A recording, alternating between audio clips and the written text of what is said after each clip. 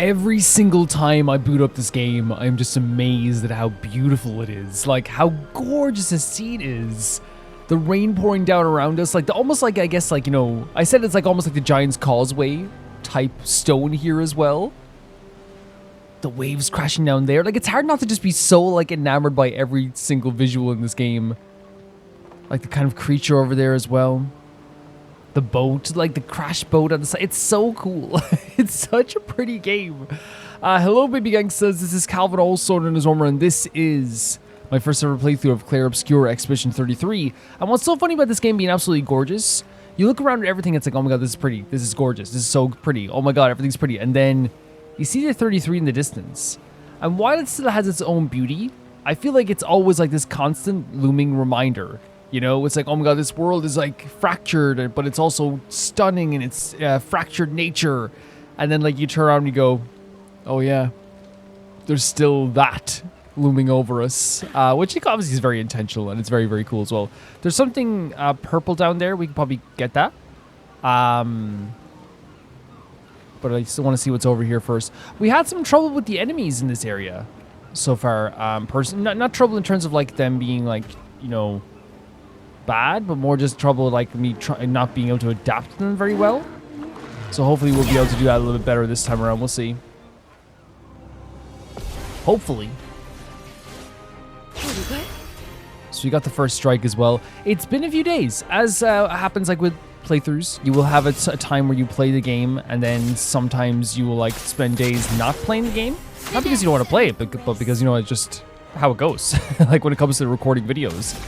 So I haven't played this game in a good, like, I would say a good nearly a week, the way the recordings went. So let's get into this and hopefully get into this and get back into the swing of things. But I don't mind though, because I actually like learning in this game quite a bit. And I've said this before that like learning in this game is fun, you know? No matter how hard it might get or how difficult I find it or how, like, you know, my skill level doesn't always, like, work well with me. Oh, God. Oh. We got the first one. It's still really fun to play. You know? And even while you're learning, even when you're trying your best to find out what's the best way to do everything, it's still a very fun thing for me. So I think we can, like, you know, consume all the foretells to deal additional damage with the Phantom Blade right now. Again, it's different when it's a boss versus a regular enemy, of course. We're in offensive right now, so should we try just high physical damage? Yeah. Yeah, like, and I keep saying all the time, like, yeah, learning in this game is so fun, so failing in this game is also fun too, and that's the way I look at it too. Oh, we have to look at all of our Luminas as well. I was gonna say augments. Luminas as well. So cool seeing the Ferris wheel in the background too. Because there's gonna be other stuff that we can learn. We can also put on our abilities too. And learn skills. I don't know if you guys do this too, but like in RPGs, a lot of times when I'm doing like any RPG, sometimes with weapons and things like this and leveling up stuff, sometimes I keep away from leveling up until like the last. Sometimes I do it right away. The paintress destroyed our world, and someone built her a shrine. Right. The weak-minded turn to whatever they can to explain the unknown. When you're at the mercy of a power you don't understand, interesting. You might try anything. This is such an interesting perspective. And again, we talk about great characterization, right? I was going to say, just to finish my thought, I was like, sometimes I leave leveling up stuff to the last second. Sometimes I do it right away. It just depends on the feeling. So it's a shrine to the paintress, right? And it's interesting from the perspective of Lune being like, you know, saying something like how when she says weak-minded, that's her words. When they don't understand something, they'll do stuff like this. As a way to, like, you know, maybe soothe themselves. And I think that happens a lot of times too with anything throughout history. And obviously I'm not using the term weak-minded, but again, I don't think they're trying to characterize Lune as like being like really mean or awful. It's just that she's a very like practical and tactical person. She's based on historical discoveries and stuff. You know what I mean? That's her personality. But like a lot of times throughout history, that does happen where like there is like a thing where like people. I'm not saying, as I said, not saying weak-minded. I'm saying that there is like a thing where people will be like, okay, we don't understand the sun, let's worship it. You know what I mean? Like it you know, and it's a way to like ease the mind of like it's helping us, it's growing our crops, all this stuff too. But then Ciel counters again with the great characterization of Ciel being like, well, the paintress is well, like people like, you know, will try anything when they're at the mercy of something that's so scary, and it's kind of like this very understanding view. And then also from Gustave's position, it's like, F this paintress, right? And it shows the again, 3 different personalities on display in such a fantastic way. Such a great way of showcasing three people in a very simplistic but in-depth way too. I say simplistic because it's like, it's almost like breathing. This game does it. Like it's almost like it's like nothing. It's like they do it like just in a split second in a small conversation, but like it's something that adds so much depth to the characters. Here's your card. En garde. The goat. Instead of Maya, it's my goat. Should we try earth damage? But they look kind of earthy themselves, but we can try it.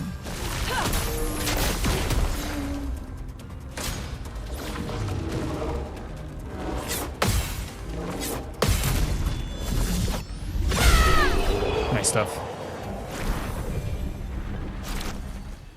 But yeah, great characterization. It's something, and it's true natural dialogue, right? You know?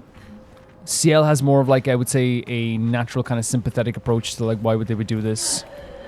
Oh, it's one of these guys. These guys are so tough for me. Lune has more of a like analytical, like, oh, this is why you would do this, and Gustave has more of an aggressive kind of like approach to it.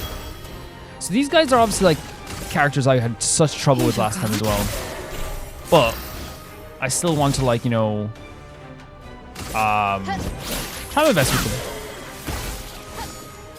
I know they're not gonna be impossible, but it's also like very scary as well. So, wildfire. Get a little burn going on. It's this move here. Look at this. Oh, the Ferris wheel in the background is so sick. We got something out of that at least. Watch out.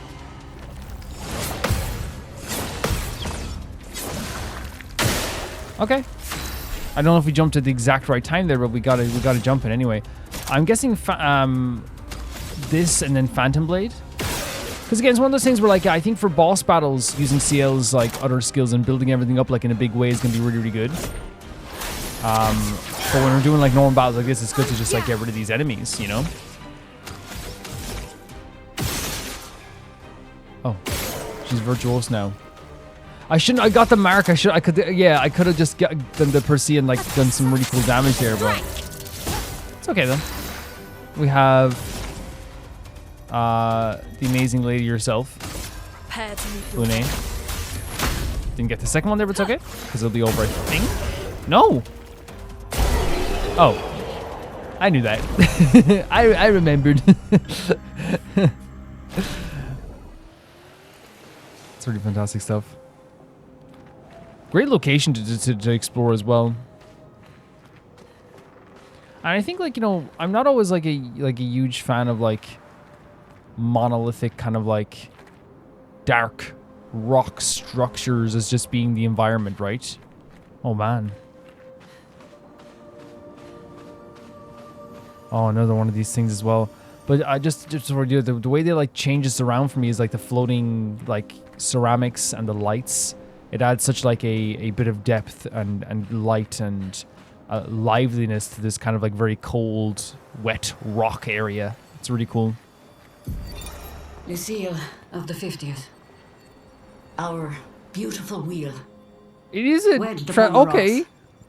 A casualty of the massive serpent of the sea. Ooh, But even shattered, its presence is still comforting. comforting. Adrian and Gabriel are doing Gabriel? their best to sustain morale, but with no food, no clean water, no way to fix the wheel. It's actually is a our fate traversal is quite thing. Clear. Well, to me at least. But I have no desire to hold back the hopes of others. Perhaps. Perhaps we will find a way back. Still, these moments of quiet, sitting on the beach, are also a source of contentment. All our lives we've been running, trying to outrace time, trying to reach an unreachable goal. Very interesting perspective. Now we can finally rest. At least we got to see some of the wonders of this world. Even the serpent, cool as it is a deadly elegance that is mesmerizing. So the serpent sounds terrifying. Terrifying. What other marvels might we have seen had we been able to keep rolling? I sometimes wonder what it would have been like to grow up outside the dome. Perhaps even live amongst the Nevrons. The dome. Could we have achieved a form of peace? Or even prospered alongside them? Interesting. So talk about the dome. Does that just mean Lumiere? What's so interesting about that conversation? This is obviously their wheel that like broke down. I'm guessing. So it is a traversal thing. First of all, I was wrong. I thought there was like a thing where like they misinterpreted it. You know, like that sometimes, and it's not an insult to them or saying like they're dumb. They misinterpreted what it was. In history, that happens. Like people will look at something and say this is what it's for, and then they'll find out later, oh, that's what it's for. That happens. It's not like any sign of like stupidity. This is where we came from, right? Yeah. But what's so interesting about the conversation there is like, are the audio log there. First of all, they talk about the serpent, which sounds absolutely terrifying. But there's also like a very, oh, it's one of these guys, a very brutally honest approach to getting destroyed by this serpent, which is this feeling of like we can finally rest. Like, it's dark. It's such a dark feeling. Oh my god.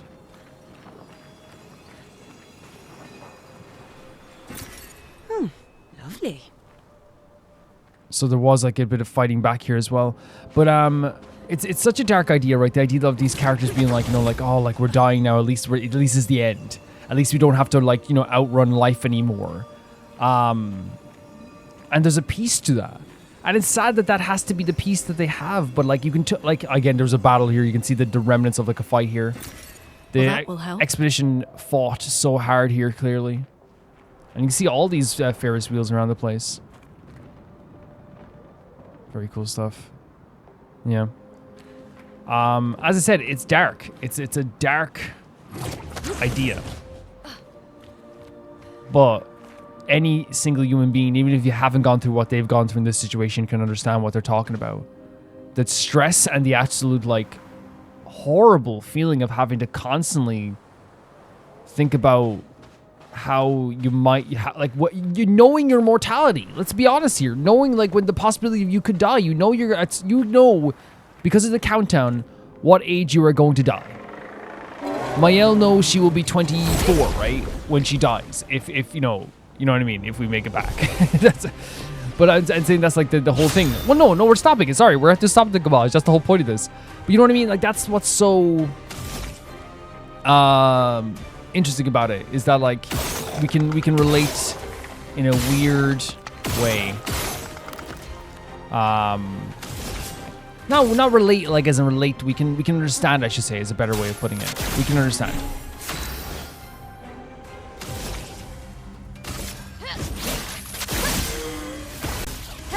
Chroma is flowing. I wonder, should we just try a wildfire on both of them? The resist, yeah, they would be resistant. They're made of stone. Too early. Way too early.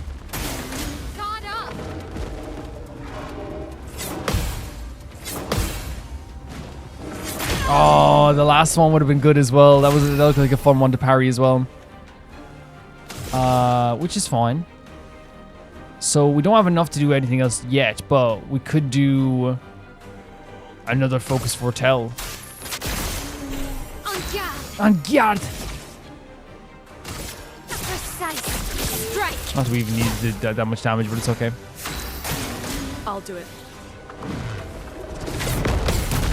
Oh, we got it! I love it says Expedition 33 performs a counter. That's awesome. Here's your card. Finesse and grace. Finesse and grace. She's so correct. That's goat. That's my goat. That's May goat. The goat. I think we probably need to bring in like some ice powers or something for some other creature, because we definitely need more of a variety, like if we can, to get like, say, like, you know, we don't need immolation anymore. So if we can get to like some more elemental powers, that'd be a really good idea. You know what I mean? Great stuff. We will have to, I think we will use Gustave as well, by the way. Obviously, like, we're going to have to, like, if it's not only just, like, the idea of, like, having a well-rounded party, because obviously that's important, but it's also the fact of, like, reserve team, right? The reserve team is something we saw last time, too. We can use that. Very cool. The perspective there.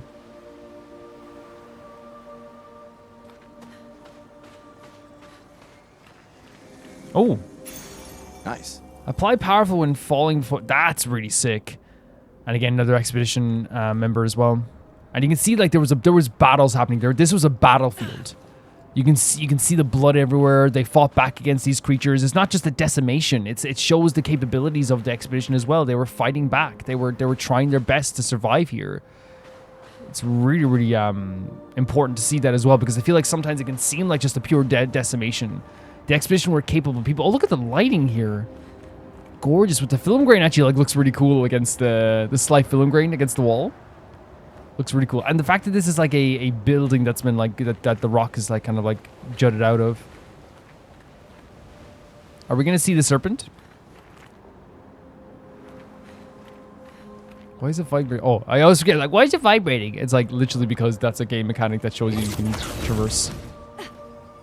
Again, very cool stuff here. They make it very, you know, a crazy situation in terms of like things falling apart in the world, and they make it into kind of like, you know, a traversal method with some really, really pretty details. Let's go up here. Why not? There is this here, so I think maybe this... What is that? Hold on a second. Hold on a second. What is that? Oh, it's always... So we fought one of those guys, I think. I think we fought one of those guys already. Let's upgrade our attributes. How much do we have? We have 3 points here for you. 6 points. So yeah, he's not going to level up when he's not in the team, it seems, of course. This isn't Pokemon, right? Which, you know what? Like, I hope it doesn't sound like, I mean, this isn't Pokemon. Like, I like Pokemon. Like, I'm just meaning it's like you're not leveling up. So...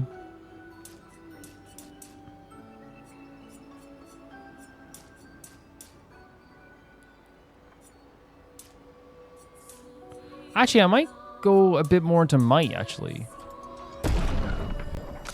In terms of you, we might actually also do just like a lot of might. And then do some agility. Yeah, I'm good with that.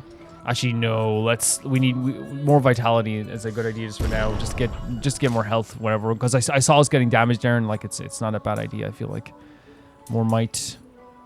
More agility. She has like 0 defense, so I feel like putting some like 2 into defense is not a bad idea.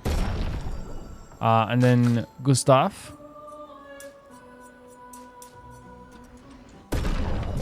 I'm putting. I don't know if it's like a good idea, but I'm gonna put more into defense and health for Gustave as well as damage, because I feel like it's one of those things where like, if we're not using him as much, but we still want to use him, like, I feel like having more health is going to be a really big benefit whenever we want to bring him in for, like, leveling up and stuff.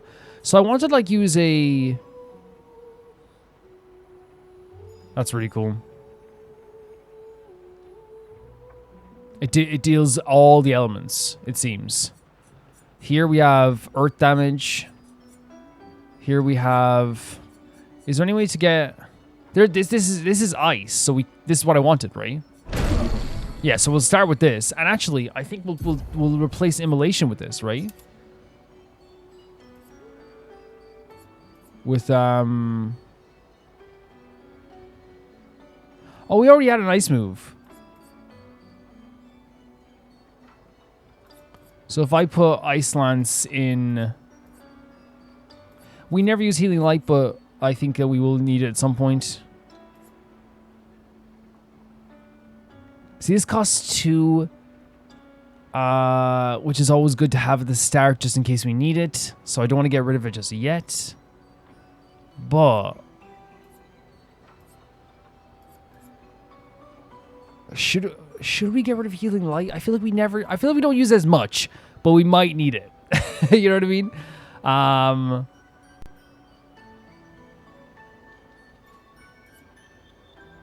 Let me keep this way for now. In terms of your skill points, plentiful harvest. We have that down there. Don't already? We do. Yeah. We'll wait. Yeah, okay. I think we'll wait to get more as well. Where are we now with this one over here? Deals low single target physical damage, 2 hits, destroys target shields. That's pretty freaking cool.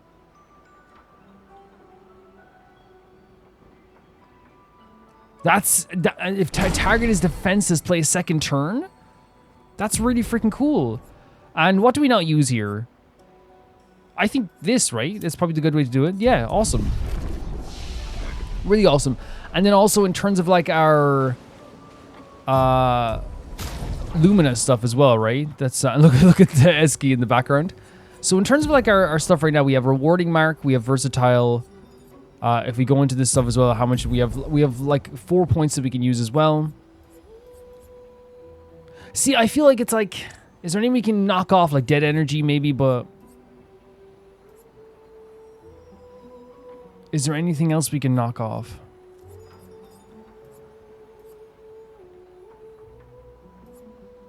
Because I feel like we have some. I feel like maybe we can do that. I think this is probably like not. I maybe this is wrong to do this, but like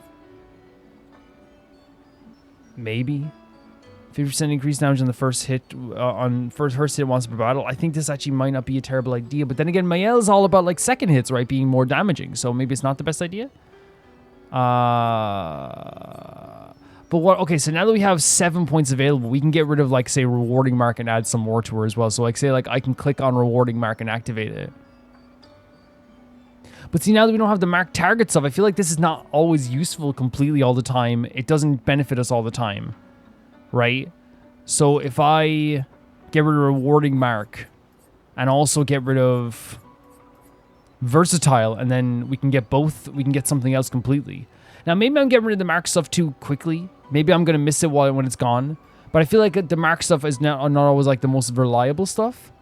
So if I could make it more reliable with a good team, right, that does marks, right, for sure. But like right now, I'm just thinking of like what we can do right now.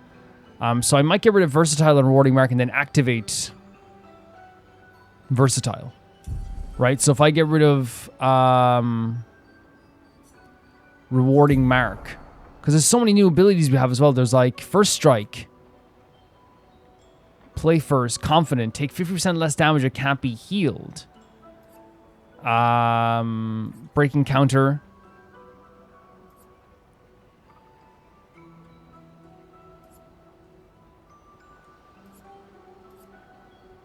One AP at the start of battle is something we should be looking at as well for Lune, I feel like too. What is the one I got? There's the other ones I got too, right? Gain power of fighting alone.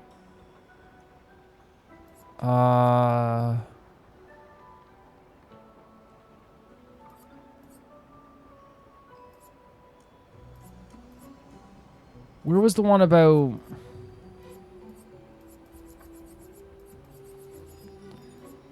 I feel like maybe I'm missing something here.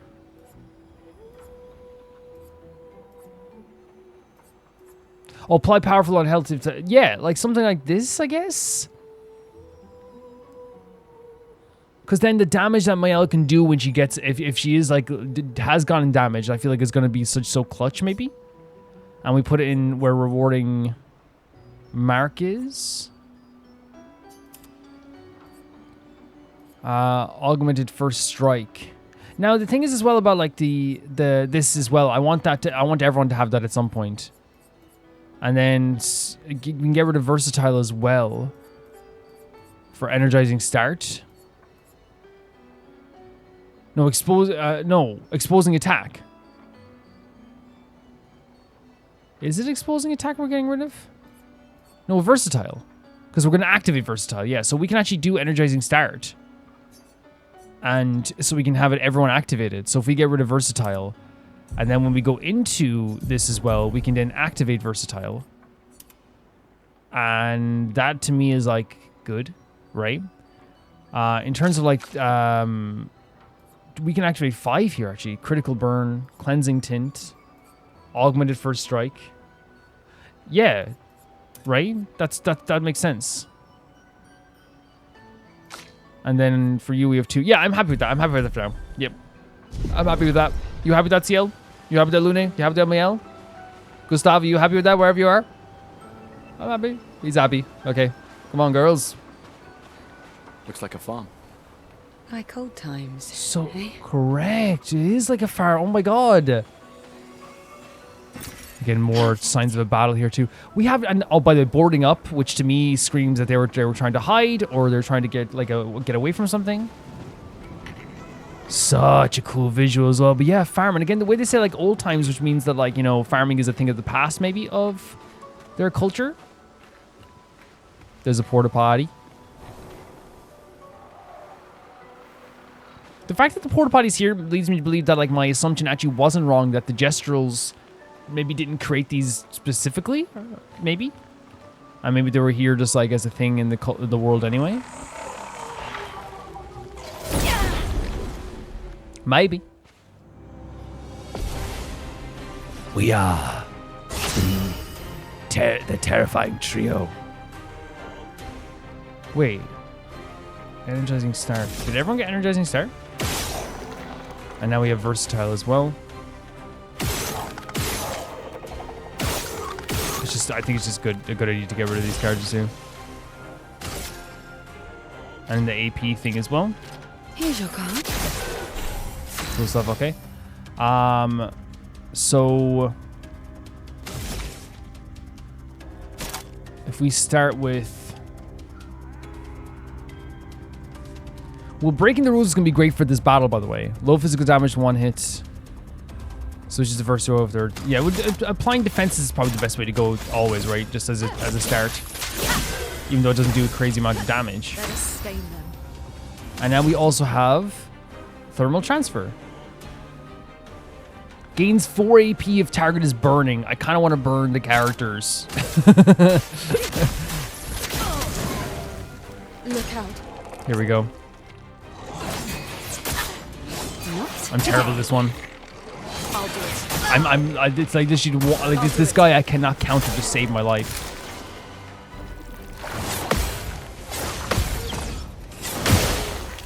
Well. So I want to try it out in a second here. So I might actually just like use my turn to attack you. The reason I wanted to try out is because I want to try out breaking rules, right? And they said here, if targets defended this play a second turn, they are defenseless. Destroys shield. So will we get a second turn out of this?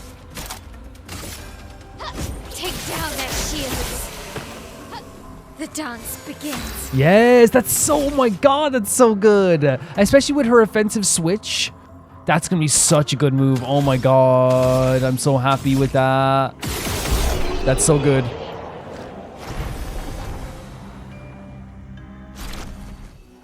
Very happy with that. Very happy with that. And you see, we gotten better at dodging one of them. The guys with the sword. Interesting. Polished Chroma Catalyst. Very cool. But obviously that's not like going to be perfect for the other guys who I still have a bit of a self-conscious. Oh, it's a jet. No, they're Gestrals here. So that means that the porta potties could have been Gestral creations then still. Hello. This place is just as beautiful as it is in the settling. But now now's the time to dwell on nature's beauty now. It's time to trade stuff. Sure. So we can fight the merchant for an item here. Always I feel like I get like as much of these as I should be buying more of them though, shouldn't I? Like I should be buying these as well.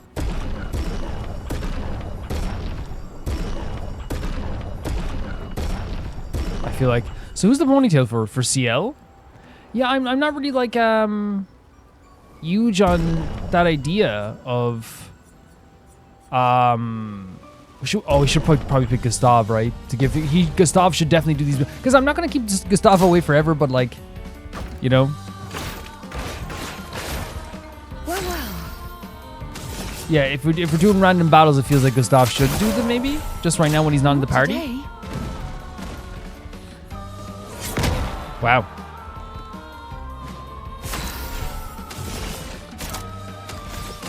I saw your future. I'm waiting. Oh, this fake out. Did Mike Rocket say there was a little bit of a fake out there? It felt like a little bit of a fake out.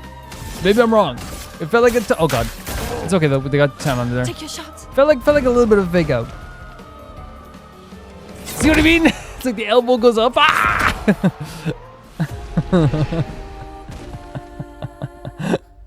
It feels like the elbow goes up there for an uppercut or something. That's fine though.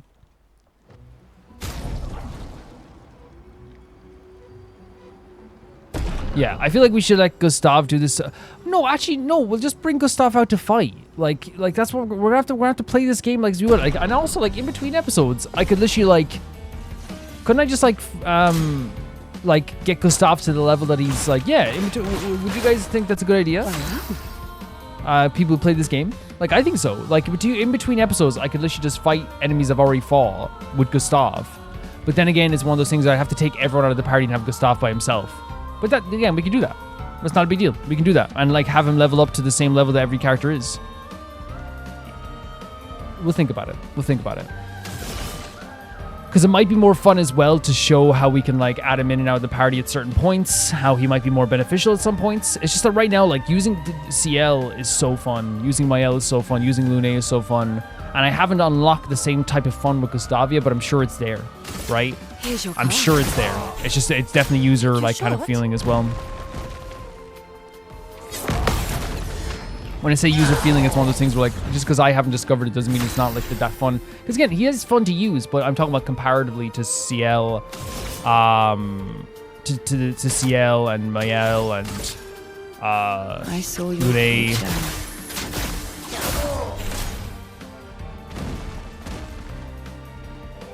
Oh, I fell for the fake out again.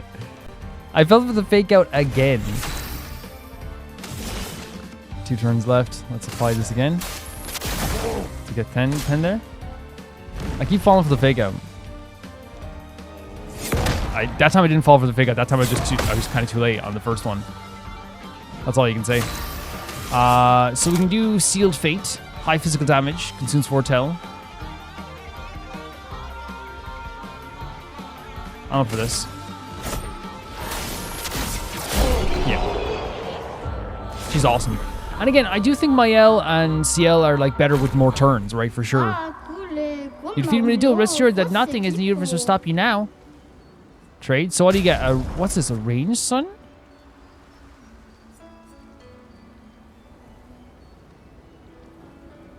Ranged sun. Who is this for? I can't quite see exactly what it is. Is it a sword or something? I can't.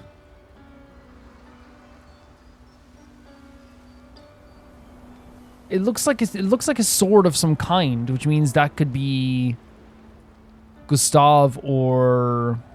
Look, we know it's here if we want it. We know it's here if we want it for sure.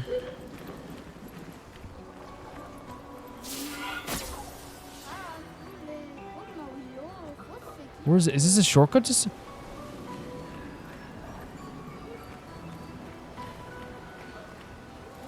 Oh, okay, it's a shortcut to here. That's actually a really great shortcut. They aim to make traversal really, to make traversal always fun, and that's something I appreciate so much about this game. Is that they're always they're always trying to make everything feel very immersive by showing you like reasons why the traversal is this way and how like, you know, characters were doing this while like, there's a reason why there's things in the wall that you can climb up on. There's a reason why there's powers that you use that can do traversal. It's all contextualizing the story, but they make sure to make it really fun. Great environment. Really cool environment.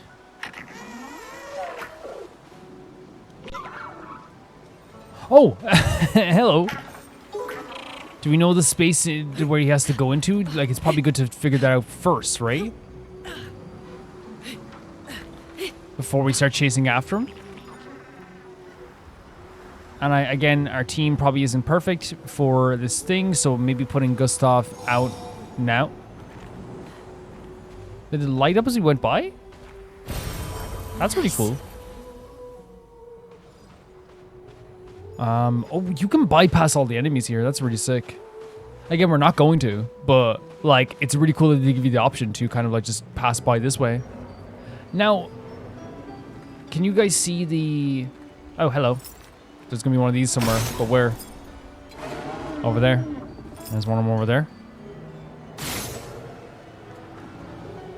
And I can see one more over there. Look at that. Very cool that, like,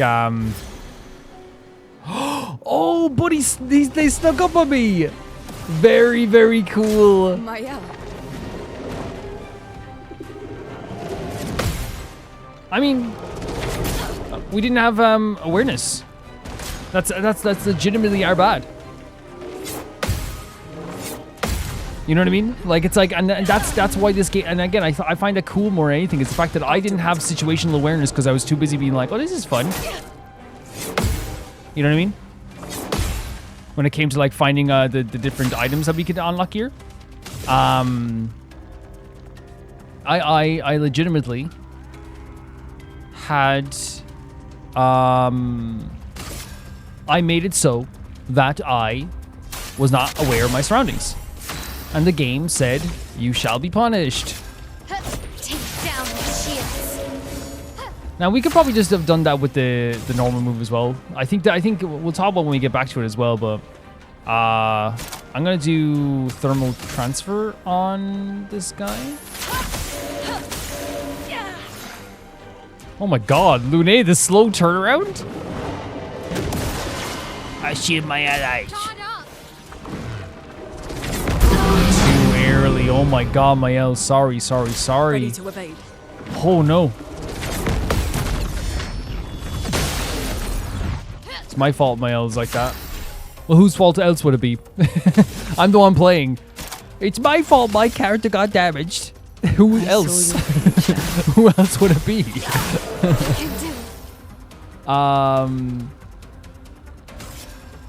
We could heal, but I don't think we'll need to. We might need to. I see who defenses get 2 turns next time. I'll do it. Whoa.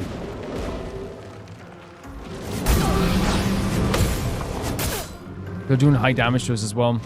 We might need to heal. Push forward.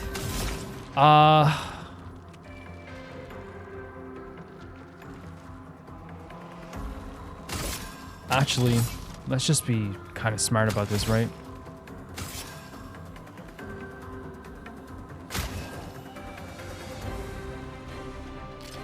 Let's keep going. Not that I don't want to heal Mael.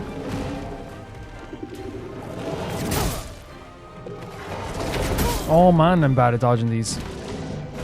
Parry it. Jesus. We got the third one there as well. This is not. I think. You know what? I think there's a psychological aspect to this.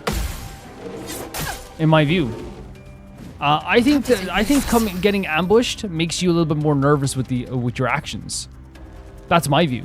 I know it maybe sounds kind of silly, but I genuinely feel like that's what happens sometimes. We might have to do this battle again because again, it's not that hard of a battle. I think there is genuinely sometimes that type of mentality.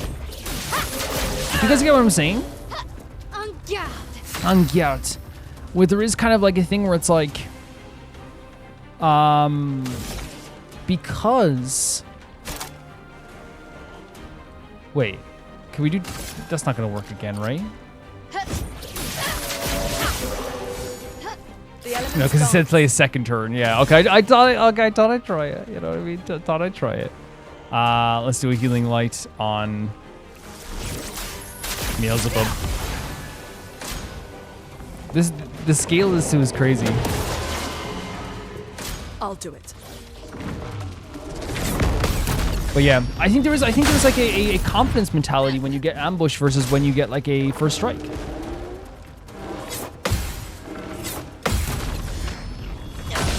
I think so, yeah.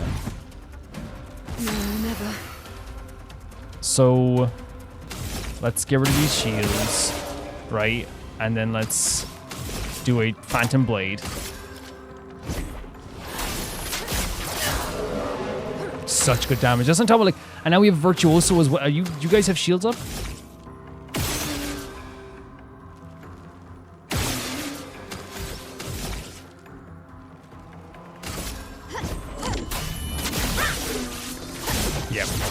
stuff. Fun stuff. Well done, Mael. Skills. Let's go for a thermal transfer. Probably should have healed CL. Look at the slow turnaround as well. So cool. I told you. Too early. Way too late, actually, that time.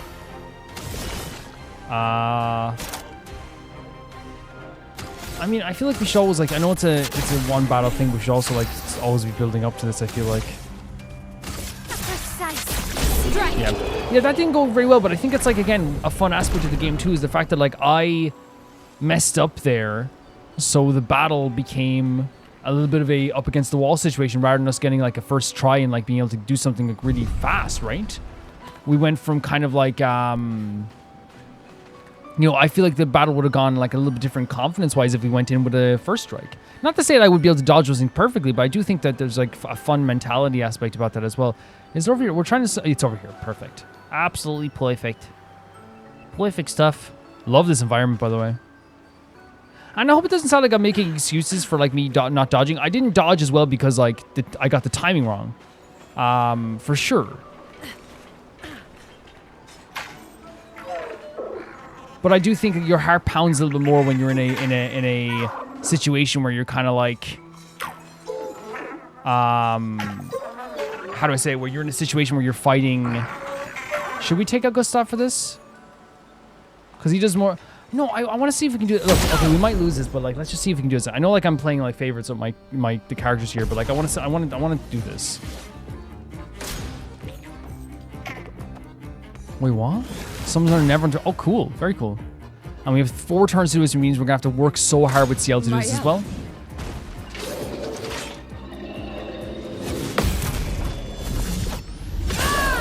Good damage as well from Mael. So let's just go into it. Focus Foretell. Let's go for this as well, so we can get extra turns.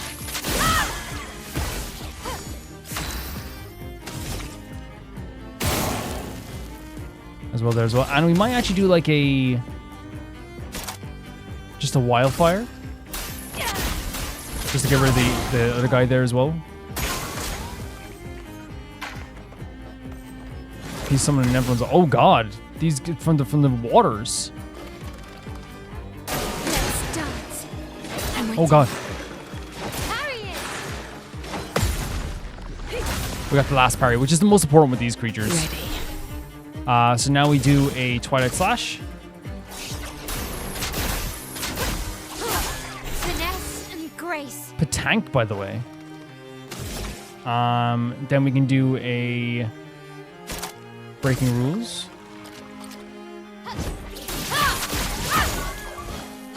Wait, so what's the best way to do damage to Patank, though? Maybe it is more elemental stuff? Maybe we attack this.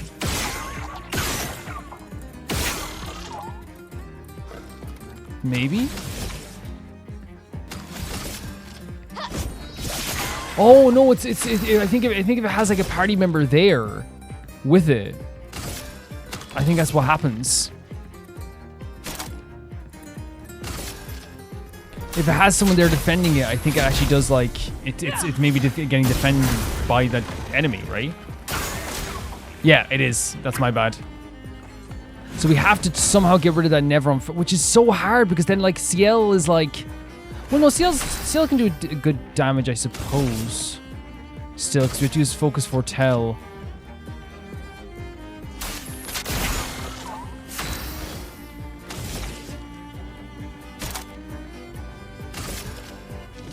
But like, yeah, we're never gonna get to like do some really good damage here because of this.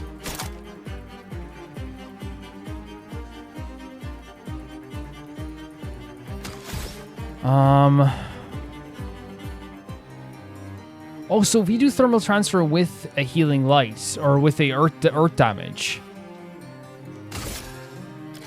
Yeah, we're not gonna be able to do this because again, like the CL is not gonna do an amazing amount of damage until we get rid of like so we have to get rid of that guy first no matter what. So I definitely made a mistake here. Unless we have one more turn after this and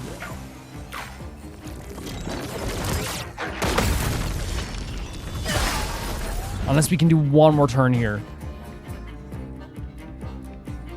Very lucky. Very, very lucky there, guys. We are very lucky there. That we got that parry. Yeah, now we know what to do there. That's good. Okay. Now we know what to do there. Awesome. But yeah, superb environment. Love the smokiness of these areas. So cool. Destroying those guys is just a fantastic thing for us. It really is. What is that over there, I wonder? Well, let's get this first. Perfect. Denuum. For Mael? I heard the weapon we have for Mael is really, really good. So I don't know if we're going to even have to, like, change. Denuum? I don't know him. They knew him. Yeah, you can see, like, this place is, like, obviously very abandoned. This place we can go up here, but I thought I saw something over here as well, like a creature of some sort. What is that? Is it not a creature? No, it's like some overgrown rock formation. There is a creature up there, it seems, right? That looks like, but then again, it's not moving, so maybe it's just a crystallized thing on the wall. Bro, look at that. So freaking cool. The kind of like way it's almost suspended above in the sky, but it's like obviously still attached to the mountains. Very, very cool. Very cool location.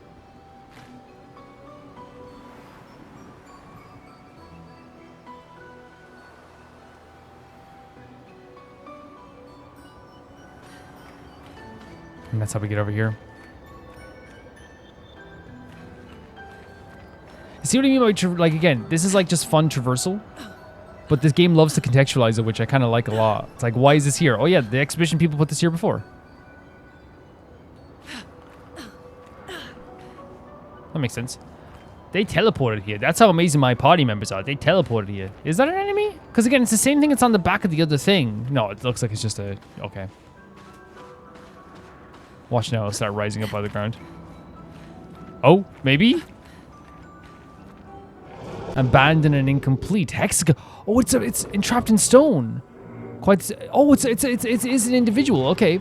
Quite the situation I'm in, right? If you don't say something in the next few seconds, I shall knock myself to sleep. How did this happen? I do not exactly know, but I can certainly guess it's to do with the mistress. Perhaps because he tells a little bit more. You want to know more? So do with the paintress? Just a moment, I'm wondering what I could ask in exchange. You're not really in a position of power here. A poor threat. Sadly, in my weak and incomplete state, anything could kill me at this point. The others, they possess shiny, shimmering rocks glistening on their backs.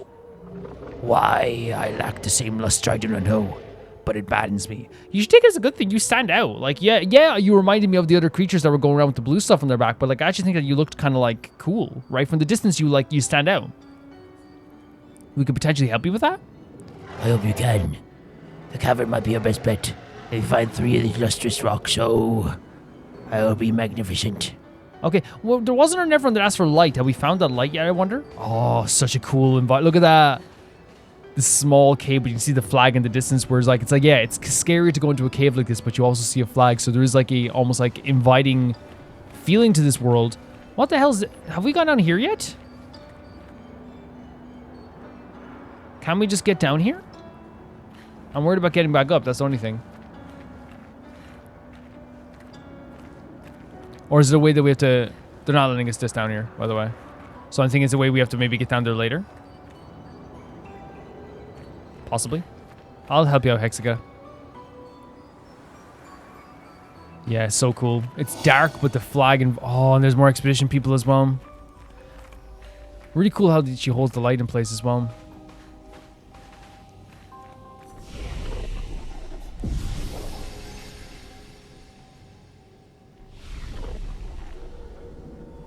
Gorgeous. Oh my god, what a great way to do darkness, right? Like having again these shining lights in the distance as well.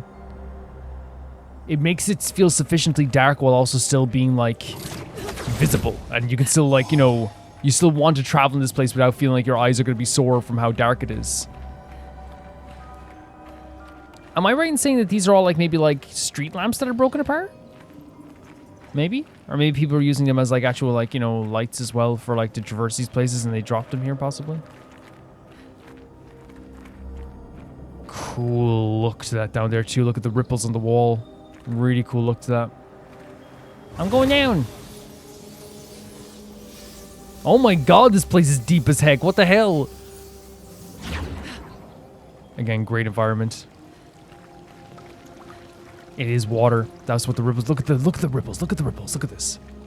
How gorgeous is that? What do you think of that? Luna, what do you think of that? Luna can think whatever she wants. The goat. Team of goats. How cool is this thing that we've been fighting these creatures all this time? And now in this dark cavern, this one is shining in the darkness. It's such a cool idea.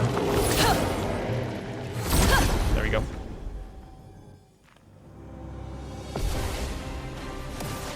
Oh, wow. Interesting enemy to start off with, right?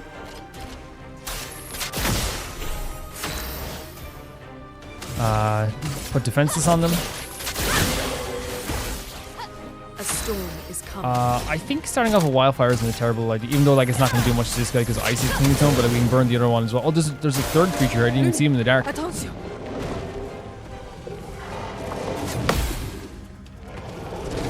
Oh, we didn't get that one. It's okay though. I go put the knife here. Lune, watch And out. watch, I'm gonna swing this. Very cool. Look out. I'm gonna swing it too. You missed that. We're again. I think it's like not these enemies aren't too bad in terms of parrying, but so we use a Twilight Slash. I'm ready. We can do break the rules, get another turn, and we get some offensive stuff here. 3% damage dealt, 3% damage taken. If we do a high physical damage on, well, actually, yeah. Hold on a second. We can get rid of. Actually, yeah, we'll get rid of you. Fluent Fury.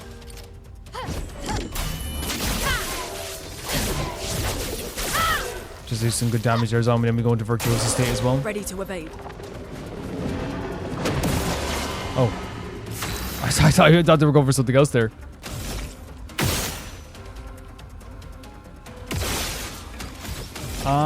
Thermal transfer? It isn't do great. I think it's not really good for like me. It's just good for a weakness, but it doesn't like, you know, it's not gonna be great for us anyway. Oh, we actually got it. Okay. I was prepared to say we didn't. Careful now. Definitely didn't get that. I think it's intentional, by the way, that it's like a little bit harder to. Jesus. It's a little bit harder to maybe like. Again, I want to make it clear. I'm messing with the timing here, so whenever I be like, whenever I'm like, It's a little bit like intentional that they're doing like a little bit of darkness to make it harder to see things. it's like I think it's like, you know, you can just turn on the brightness. Should we go for break the rules? Take down their shields. Such a cool idea for a move. Now's our chance. I'll go for healing light on ourselves. Why not? I know drama.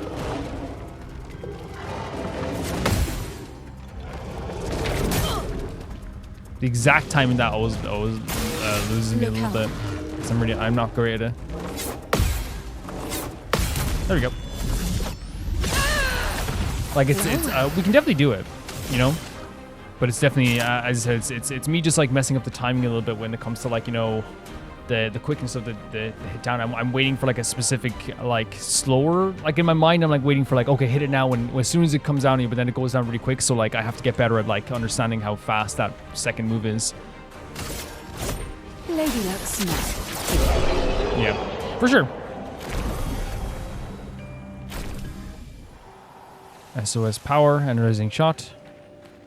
Such a cool... Again, I love how dark this place is, but it's not suffocating to the point that it's not fun to explore. Like, already it's like, oh my god, this is just gorgeous. The lighting, the small amount of lighting, whether it be from like, the ripples of the water, the skylight coming through here, the lanterns on the ground, it makes for such a beautiful environment. This is so interesting, right? Like, how far this maybe fell down below, or maybe like it grew around it somehow. It's interesting that it's all the way over here, right? Very interesting.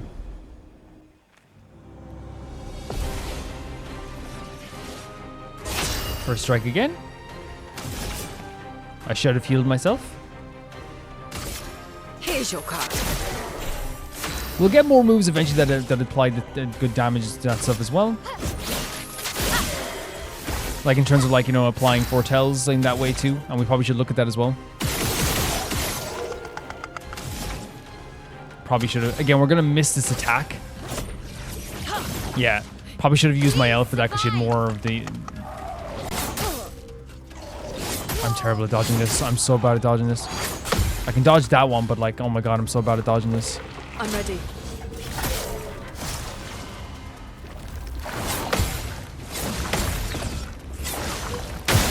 I got that at least. Now it's my turn. Rock boy. Rock boy time. You're bad at dodging me. I am, sorry. Very bad. So I'm gonna use a Twilight Slash.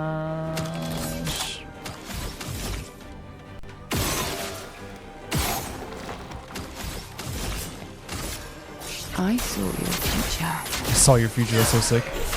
She's so cool. I'm gonna do it on this guy. Finesse and precision.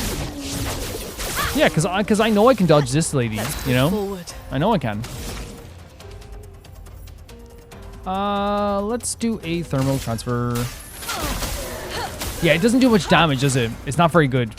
We're gonna have to, like, there's no point doing it if it's not gonna do anything for us, really. You know what I mean? If I die, so be it. No, don't say that. We're gonna heal after Here's this. your card. Don't say that at all. Take down Oh my, shield. I didn't even have to press anything and my L was already there. Yeah, we're gonna heal after this. Nice. Lovely color of Luna. We should probably level those up as well when we get to camp. Of course. No, we don't. Yeah, when we get to camp. Yeah, we have to get to camp. Is that the stones he's talking about? So we should be on the lookout for those, maybe, if that's what he's talking about. Is that a roar? An advantage. I'm just trying to see what's up here, if this is like the way to go or not. Or if this just leads back into the place we were. It leads back into the place we were. Perfect, actually. Perfect. Sorry, I literally went to this TMI. Literally just went to the bathroom for a second, and I came back. I was like, "Where am I?" Okay, here I am. Okay, I just took 2 seconds to be like, "Okay, that's where I am right now." Okay. Oh, you're an enemy. I thought you were like a collectible. Oh, I didn't get it. It's okay though. It's okay. Rocher? That's like a mini boss.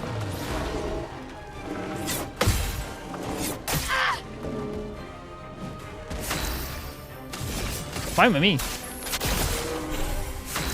I guess not. I guess you could call it a mini boss. I would call it, like, if it has a health bar, I'd be like mini boss, right? Mini boss maybe. Let us stay You know? in them. Thermal transfer is not doing great for us, but I guess the whole idea is you get to do a second turn if you do rock stuff first. So it's actually like there is a good way to do Ready it. to It evade. depends. I'll do that next turn. I hope that sounds like I was being like, oh, that was easy. But it's like, no, it had lower health. Of course, it was going to be a little bit easier than some other battles we do as well. Of course it is. I should do Let's Plays only in quips. Snooze, you lose. Is that something over there we have to collect? You tried. Better luck next time, buddy. This This will be useful. Is this what he wanted? Possibly. Let's explore every avenue. Make sure we find them. Make them glistening.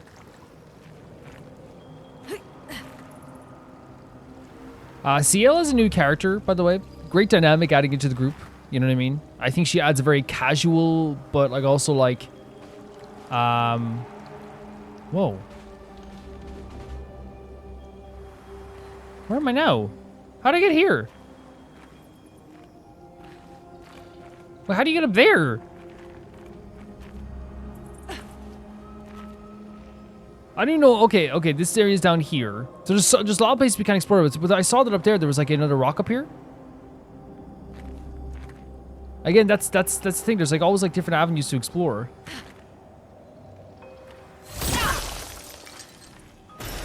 We can use that. We can use that. Can we jump up on these? Because there's like something up there, right? It doesn't seem to be. I feel like if you could jump up on them, they'd be way easier to jump up on. Now, this is not too hard to jump. And, you know, you'd be able to climb on them, I feel like.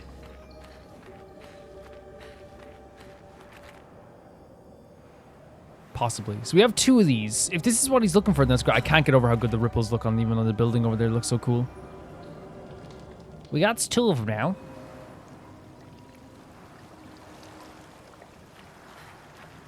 What's down here? First of all, because there's another area up there as well. Oh my freaking god, what is that? Oh my god, what are you? It's like following us as we look at this. Oh my god, it's so cool. Let's go the other way first and then come back. That's pretty freaking sick. That's pretty freaking sick, dude. Oh my god. That looked awesome. But I was gonna say with Ciel, it also like added like a new gameplay element that like I'm actually like so enamored by her gameplay. Like I love it so much. And again, I think like I do want to work on making Gustave more fun. And again, I always have to say it's not that he's like not. It's not that I'm like, oh, he's so boring. Like he's a fun RPG character. He was fun to use. There wasn't an ounce of it that was like, oh, this isn't fun. But it's like I think just comparatively, I think Ciel is like so good and Lune, I think, even if Lune was maybe not as good, I feel like, you know, I do have like a bit of, oh, we can hop here. We can hop. I do think that there is probably like a little bit of a natural bias that I can admit for Lune because I already think she's like, you know, one of the coolest people ever. But I do think her abilities are also really interesting. We just have to change that ice, maybe not change the ice move. Yeah, we can climb over here. Okay. Nice. Would free? Oh. Okay. Some cool stuff here. We should actually check our luminas as well, actually. In fact, actually, I'll check it. I'll check it a bit. Well, yeah, we're doing pretty good as it stands. So it's not like I'm in any rush to do it. I'm not like, you know, forcing myself to do it. Not that we ever do force us up. You know what I'm saying? We can wait for a second. I keep missing here because and like. I need to get as close as possible before we do that. Rune, watch out.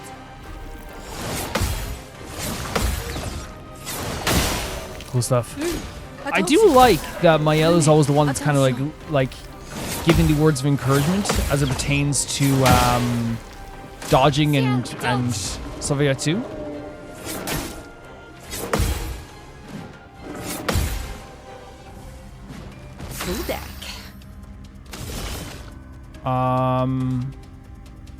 As always, right? Medium physical damage, consumer foretell. We should try Plentiful Harvest as well, right? Medium physical damage after we do this as well. Here's your card. Blades sharpened. Yeah, we shouldn't pass up the 200% damage.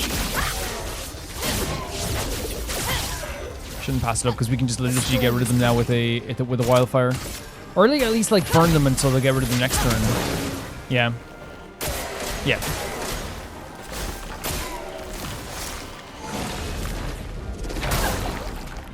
Don't hit me with your sword, that's illegal. I'll do it.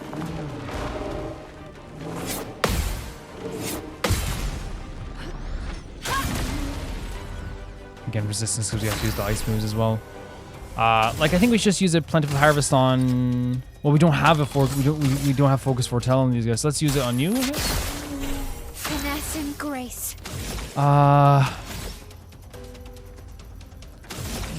Breaking rules, right? Take down that That's shield. such a good. I'm sorry, but breaking rules is incredible. So much potential. It's so incredible. Thunderfall? I think we definitely need to upgrade Lune's moves a bit. Lune, watch out. Personally, I'll do it. her moves are cool, but I feel like they could be even better. Well, that you could say the same to everyone, but I feel like even like I feel like Mael and CL are like are at a point where like they're doing like better than you can even ask for. I feel like, you know what I mean. Whereas Lunator's always like something where it's like, okay, we could change that. And we might actually do that at the next. We can't do it here, can we? We can't do it in the menu. Just like change your skills around. We can. So thermal transfer, for example, I think we just put in Ice Lance.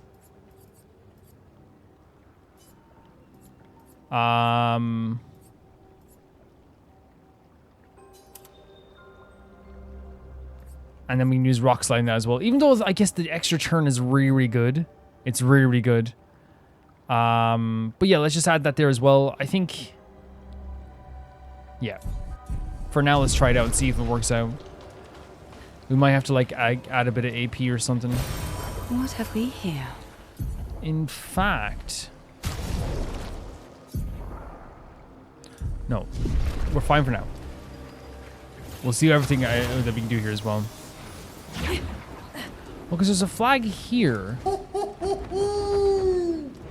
Flurry is over there. Oh my god, Eski.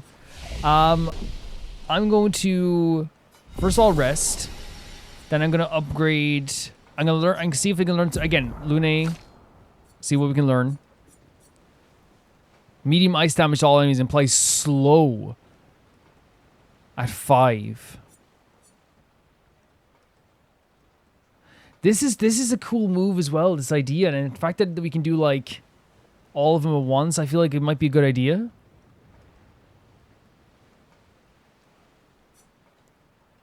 Lightning Dance. This is a very high single. I think Lightning Dance.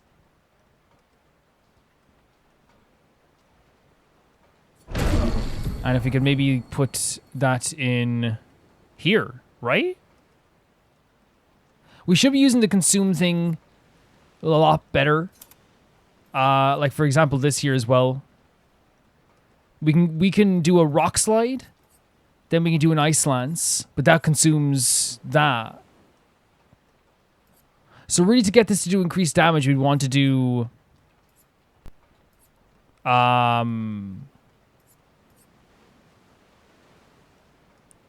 we'd want to have moves that don't consume them, I guess. So we'd want to do like a rock move, an ice move, a fire move, and then do lightning dance. But it already is going to do great damage anyway. We have healing light and we have mayhem.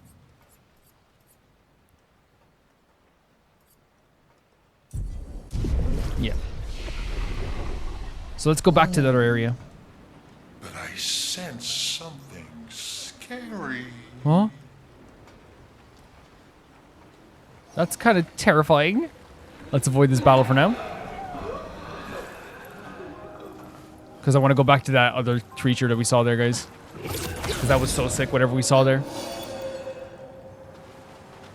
Whatever that was, I gotta see it. And I gotta fight it. It compels me to fight it. Oh, this enemy's gone, interestingly enough.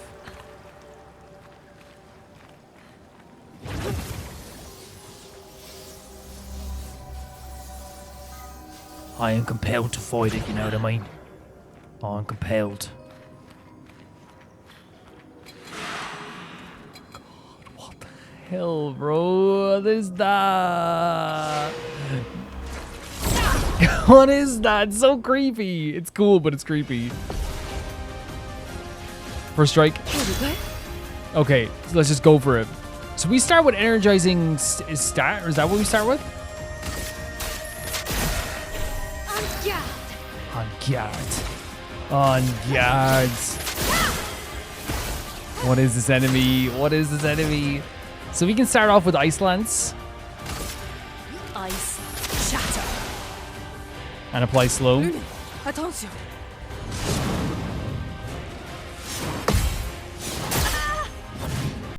Oh my god, the timing that's gonna be really fun.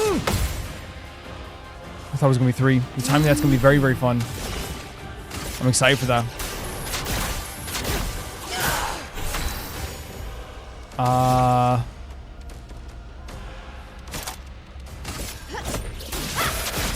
Get an extra turn out of this as well.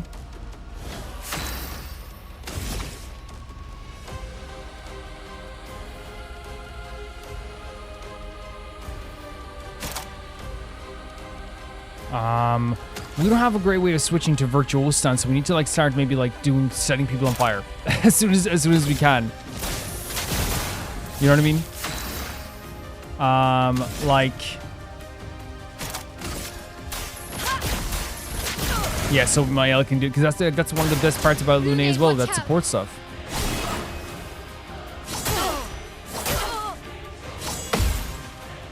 It's interesting. It changes every single time. I'm actually very excited to see how that's going to go. We're probably not going to be very good at doing it for a while, but...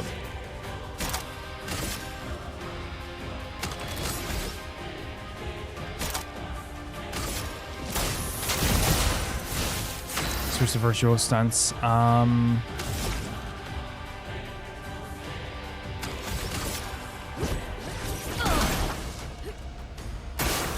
ready. What are we doing now? Fire attack?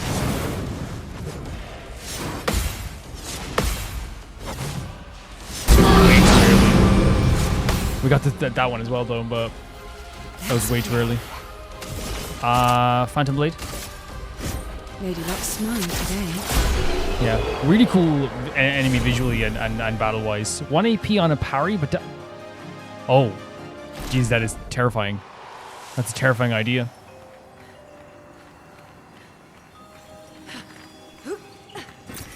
This will be useful.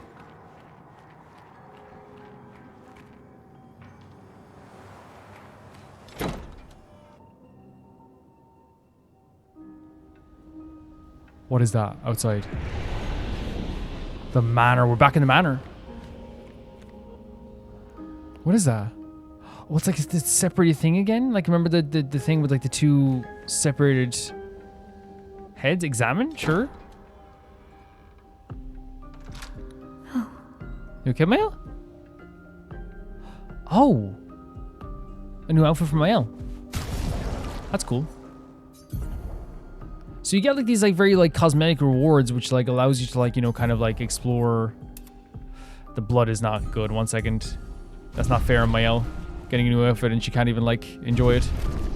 It's a cute outfit, right? It's kind of like almost like casual, like, but also a little bit like fancy, you know? It's kind of nice, but again, we'll switch back as well.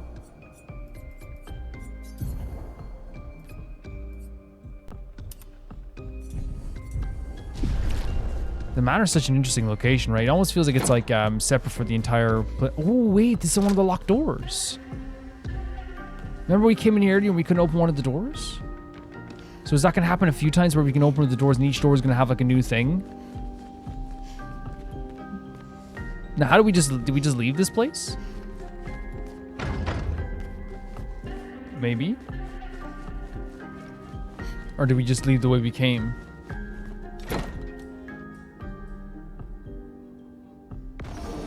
Yes, we do. Okay. Very cool. So, I don't know if we have enough of those. I don't think we have enough of those crystals yet, right? We don't. I don't think so. Well, that will help. Recoat. The recoats are really cool because like it gives you, it takes away like a little bit of pressure by leveling up, but just like you can kind of just try things, experiment a bit. Such a cool visual like going up there as well, right?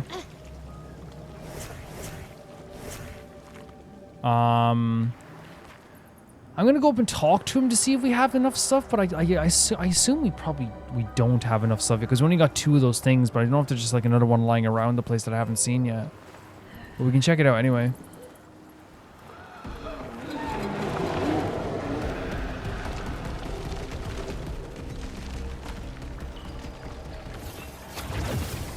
Those guys are fast, so we have to keep an eye on those as well. They're all faster than you expect. All of a sudden, they'll be right up on your butt.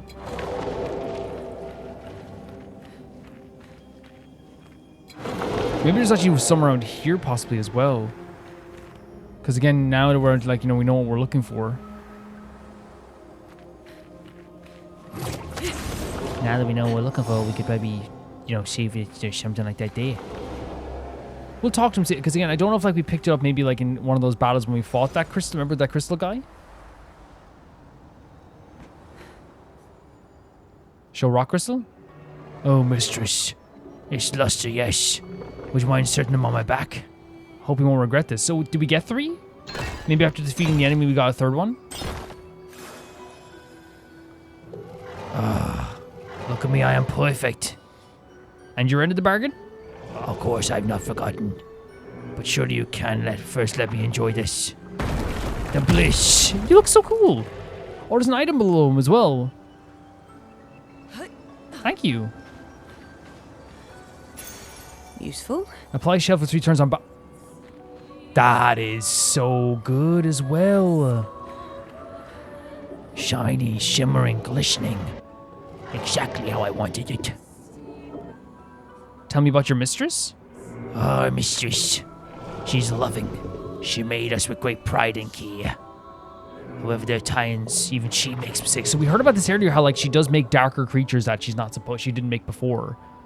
I'm living proof of that. So like not only just like darker creatures, but also the fact that you were made without any luster. You were made without any crystalline light. Mistress, forgive. I did not mean to speak ill of you. Please forgive me. They love her. They love her dearly, right? They care about her dearly.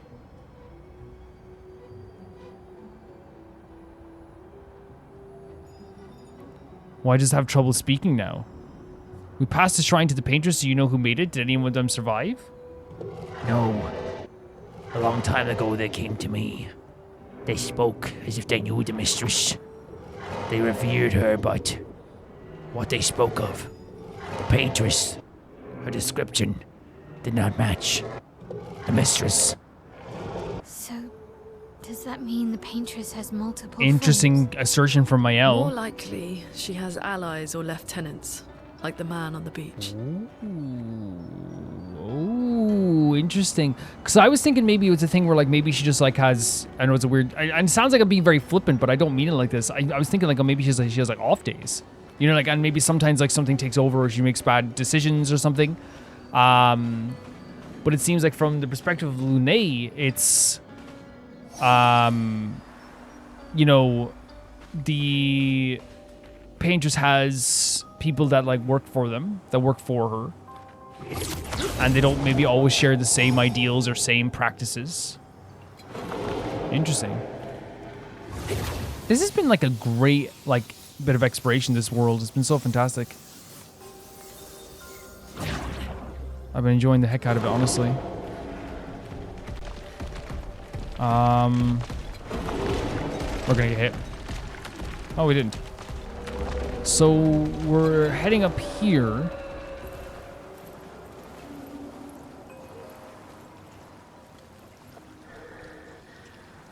To follow where that sound was, right? Is this it? Yeah, it is, yeah.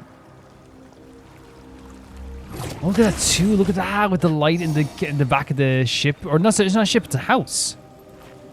It's a really cool visual. I mean, this game is full of just amazing visuals, to be honest. You shake a stick and like you're gonna find something amazing here. So, oh, it is basalt. It's like the Giant's Causeway in Ireland. Very cool.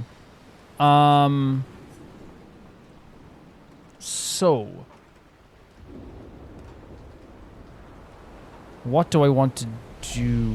Okay, I want to check some stuff out before we go any further, because I don't know if it's going to be a boss battle of some kind. Augmented counter is 25% increased counter damage. We have SOS. Energizing start is 1 AP on the start of battle. Does energizing start... What was... Okay, I know, like, okay, let's just fight this thing out here for a second. I just want to see exactly what the stat we get, because I want to make sure I'm reading, because it happens really quickly, but I want to make sure I know exactly the stat we get at the start of the battle. You know, there's something that appears at the start of the battle for everyone.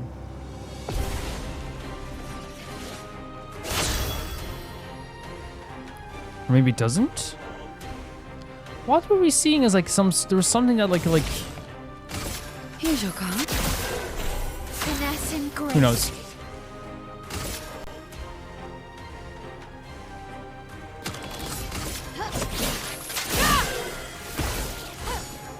If we can get more another move that applies defenses as well, that'd be really, really good for us too.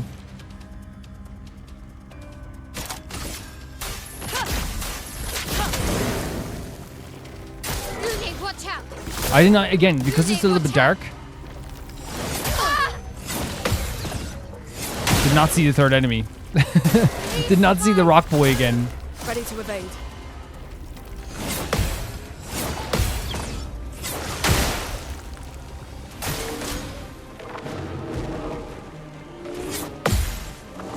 Too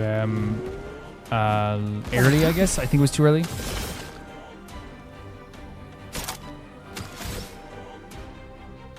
We could do this and then do a plentiful harvest.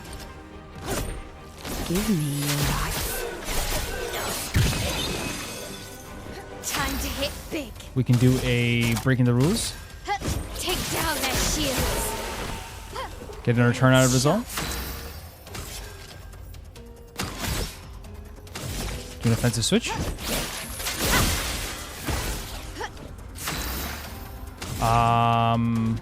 Ice Lance. Ice. Shatter. Great damage and then put slow on them as well. Attention. Nice stuff. Sometimes I'm like, did I get it? But again, of course, the shield there as well. I love when the gals all counted together. Ready. It's invigorating. It's invigorating. You know what I mean? It's like such a good feeling. I think it's intentional, right? It's probably supposed to feel kind of like incredible like that. Should we just go for a? Yeah, because like we're yeah. Even though we won't consume anything, we can still end the battle. It's invigorating. So in terms of like moves here then as well, I want to do I want to level up so we can do Energizing Start. That's just straight away. Same with you as well. Energizing Start is a really good idea. Gain oh, there's multiple. We have Energizing Start 2 equipped. So we can gain 2 AP at the start of battle, which means you can do even more powerful moves. Yes, this is what I want to do. So when we get to a camp, we're leveling the heck out of these characters, and they're going to get those energizing starts. And that's going to allow us to do like really powerful moves first turn, which is what we want. I know I sound so aggressive towards you guys. I'm going to do it, okay? We could travel out of here and do it right now, but I actually kind of like the idea of like doing it in between worlds, because it feels like we're actually like taking like a little bit of a break, you know? I love the lighting up here. It's such a cool idea. It's magical, but also there's like a haunting vibe to it as well. And then the purple light in the distance. It's really like, it's magical but haunting. Eski said he heard something. Oh my god, it's getting darker, but the lights are like lighting a little bit of the way for us. Oh my god, it needs to light quicker and larger. But what a great looking, oh no. With one purple light. Great lighting in the cutscene as well.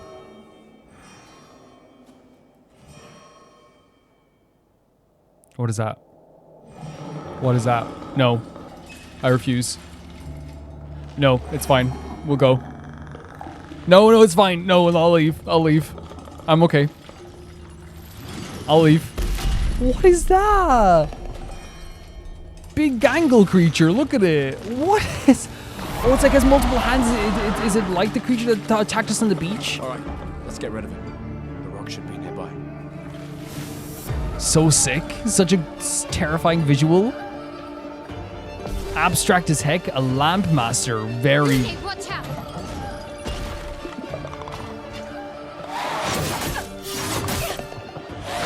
We got the last parry, I guess. Oh no! Going again? Oh, okay. Switches off the light. What? Lune, watch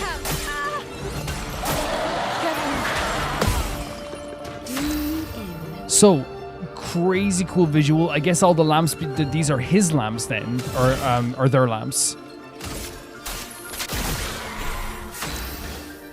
This is this creature's lamps that we were seeing along the way here. I thought it was maybe left by maybe like some street lamps, but I guess like maybe it's all their lamps. They light the way themselves, and like for some reason they're called a lamp master.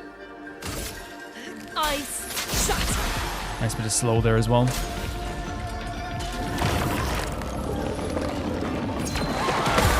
You actually got it? Lovely stuff, okay. Oh my god. Take cover! Oh my god. Very difficult for me to get that, if I'm being real with you. Music is great though.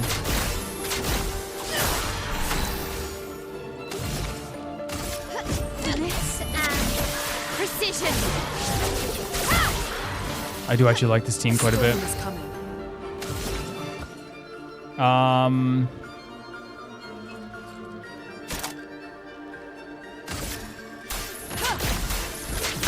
Why not set a little bit of fire, right?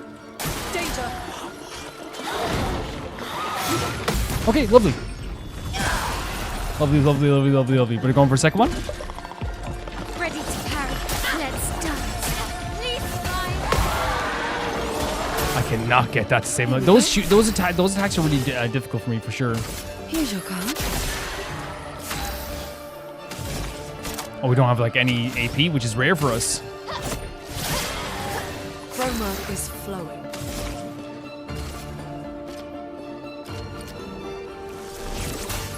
Probably a wasted turn, maybe, but I don't know. I just don't want her to die.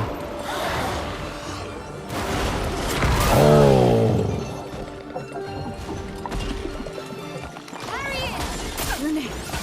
I cannot get this. I cannot get that. Those shooting moves, so hard for me compared to like other moves. Lady looks smart today. And they're going to lose now, yeah. I think it's just a really good team for bosses, for sure. Oh, did we knock it out of the freaking wall? Easier than expected. Hey, don't jinx us. No need to invite misfortune. I don't see any stones. Mael is so adorable, by the way. Oh! What's happening? Oh my god, it was a jinx. It was a jinx. Why? Misfortune. Great line, Gustave. Gustave doing the hero line. Honestly, I'm here for it. Oh my god. And changing the environment too, opening it up. Careful now.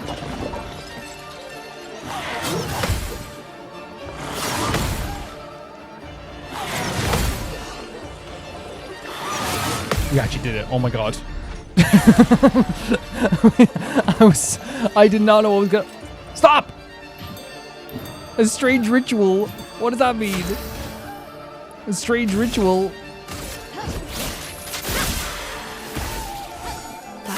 Hurts. I know, it's so bad. Good. Careful now. Oh god, what are you doing now?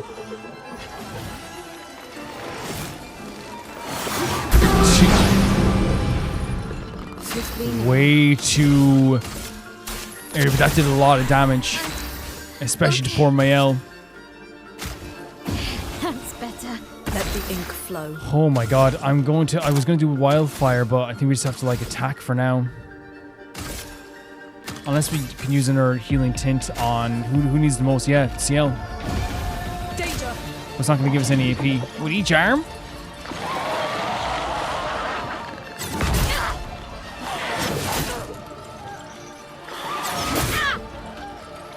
Oh my god, not getting that. That's a tough one. What do you do? What's the ritual? What are you doing? What do you do with the ritual? Again, great visual for a boss, by the way. So sick. But terrifying. Oh god.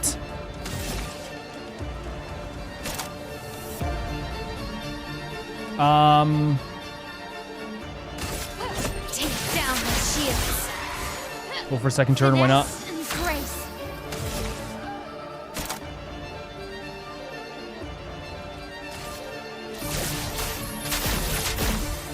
Why not? Why not? Holy hell, dude. Visually, such a cool looking boss. The background is so cool. Such a cool idea. Should we set them on fire with a wildfire?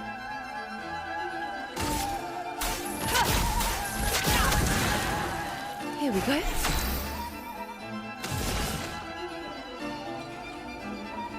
Here's your card. Give them 10. I'm ready. Are they still defenseless? I don't think they are, aren't they? I know they're not anymore, so all we can do is like make them defenseless again. They are on fire, but we don't have enough AP. They're gonna go for something else, are they? Oh my god, just barely there. What's the ritual? What is he doing with his life? We definitely need more moves to gain AP for sure, but it could, again, the way CL is, you don't know if this could be the end of the battle completely. Yeah, that move is so good.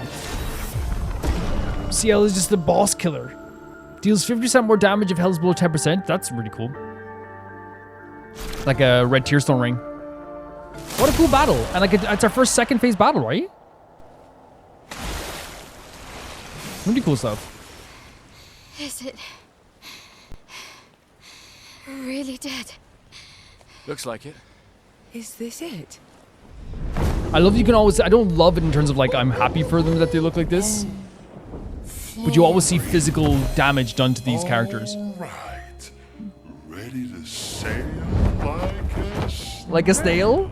Just jump, mes amis. It's not No. He's like Finally backstroking. cross the sea. You don't happen to have some wine stashed away, do you? Wine? why. Hey. You can do Of this. course, yes, of course. I hate Yes, water. yes. Lene with the touch in the back, by the way. And going first.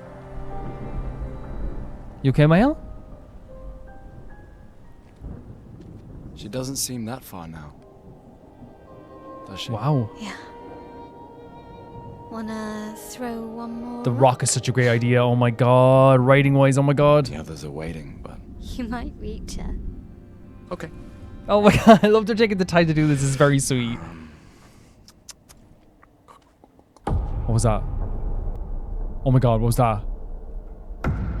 The cane. The cane. Ooh. What about... Get out of there, guys. Get out of there. Leave. Does it really matter? Okay, guys, go. Go, go, go, go, go, go, go, go. Oh my god. Well, you know, like I always say, it's not about the rock. It's more about... What the hell just... Wait. Gustave. What just happened? What? What? Run. What? What in the hell just happened?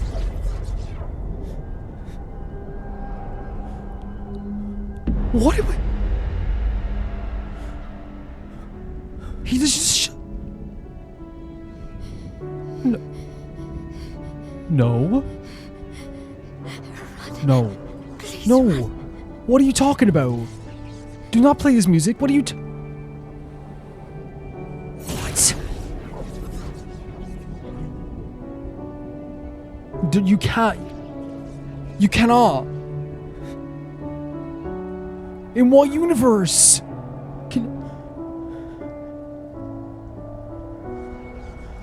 His eyes, oh my god. Why? Why? He looks so weak. He looks like he's so weakened after that.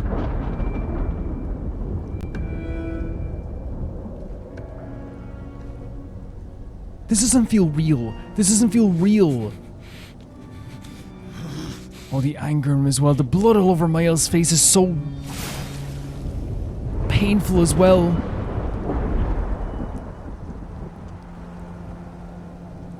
Excuse me? What the? What?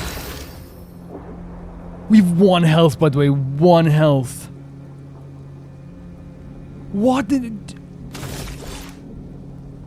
And I have not leveled up his abilities. That's definitely my bad. Like, look at all this stuff. Guys, what the hell? The look in Gustave's eyes as well? That was so freaking... We've done nothing to you. We should be on the same Oh, side. he's casual about this. Like, he's casual about this. He isn't thinking that way at all. That's not this guy's thought process in the least. Oh, we can't even damage him. He's not even fighting back. Man, that was a brutal thing. Like the shot through Gustave's like body. And what did they think is happening? Something's Of going on course, up yeah. Esquier, get us up there. Oh my god. Everything's going to absolute hell as well. And like, by the way, when I said like, of course something's happening, I didn't mean to be like, oh, like, of course something's happening. I meant to more just like, yeah, it is. I didn't mean to make it seem like I was saying to the gals like, oh my god, no, of course it is. Jesus, get up there. Like, I'm panicked as well. Do you see those flashes? And like, again, like they're making it so that like, why can't they go, you know, you say, why can't they get up there? This creature is attacking us from down below as well. Why can't Lemael do anything? She's in this bubble here.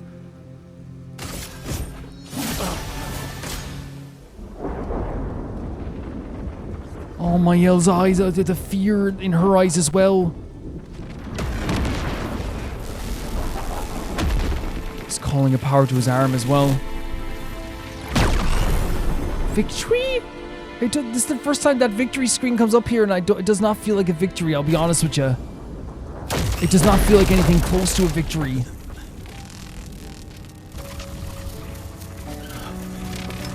What are you doing? They can't... What are we doing? No, no, no, no, no. No.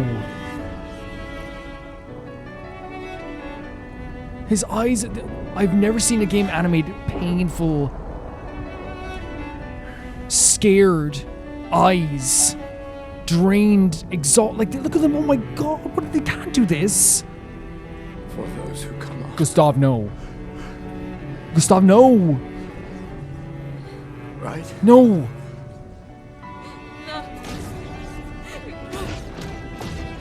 Holy hell.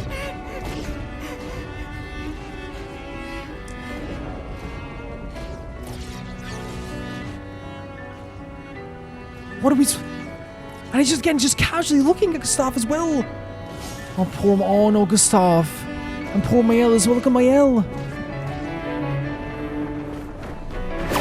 There's no way. There's no... For what? Huh?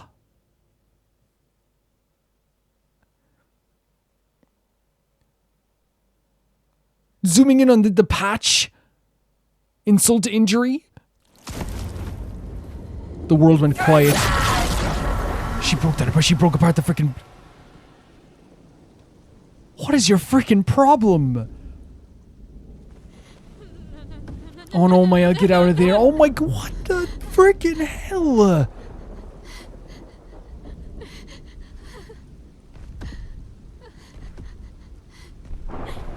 My body is shaking right now, guys. You won't yet understand. Oh, what are you talking about? But Oh, this Mael. is a kindness, She's... Of course she'd be terrified. not a cruelty. What is he doing now? Get away from her! What just happened?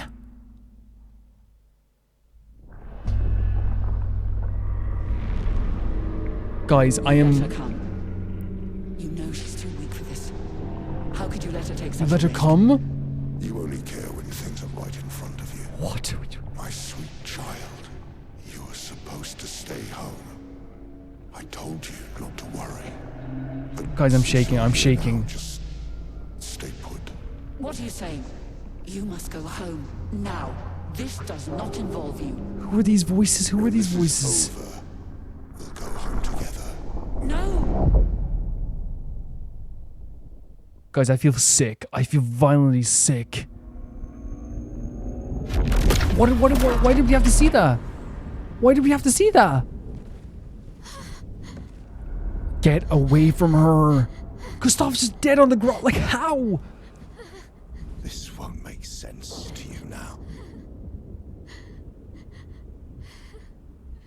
But we both want what's best for our families. Huh?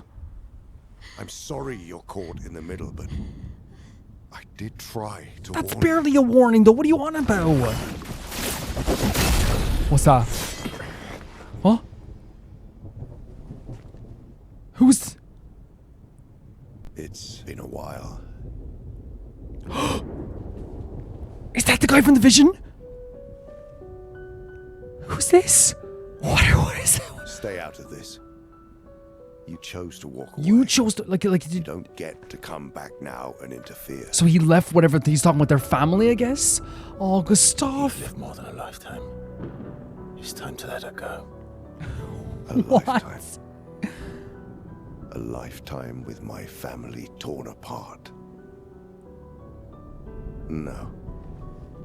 I want my family back. So again, something about his family. It's not your family.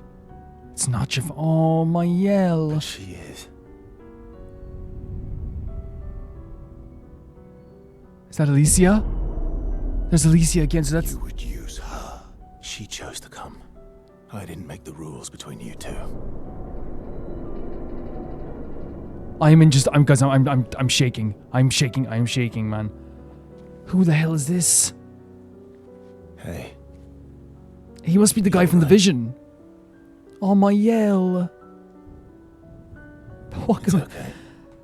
I'll handle things here.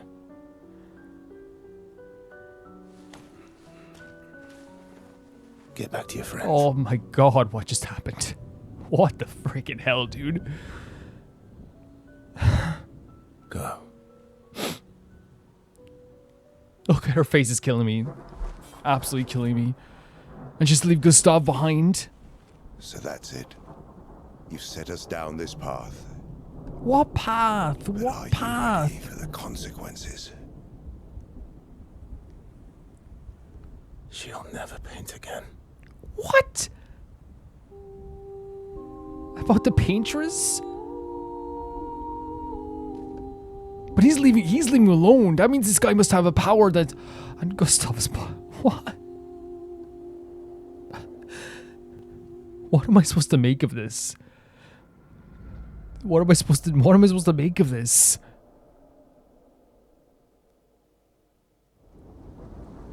My heart is like... back at camp.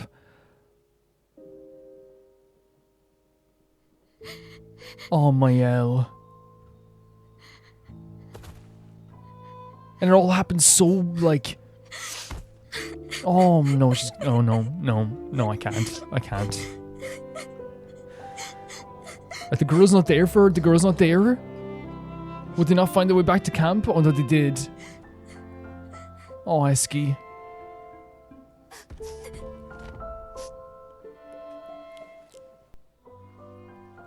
I want to say it happened so fast, but it didn't. It was, oh, Esky. Oh.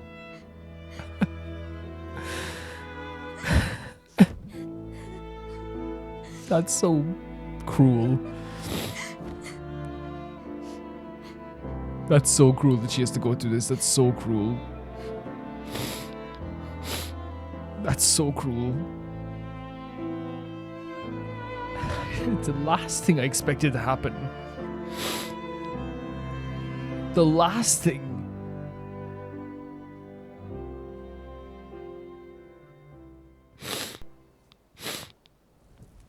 Like, what am I supposed, like, I don't even know what to say. Like, I'm just, it was so brutal. It was so slow. It was, I know she fell asleep again, Esky. Of course, she's probably exhausted, man. Emotionally devastated.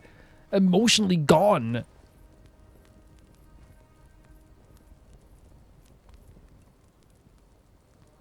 Last time we sat together like this. In Lumiere. Mourning our parents. Lune looks so shocked there as well. Lune looks so devastated. Seems like every time we're together, It's to grieve.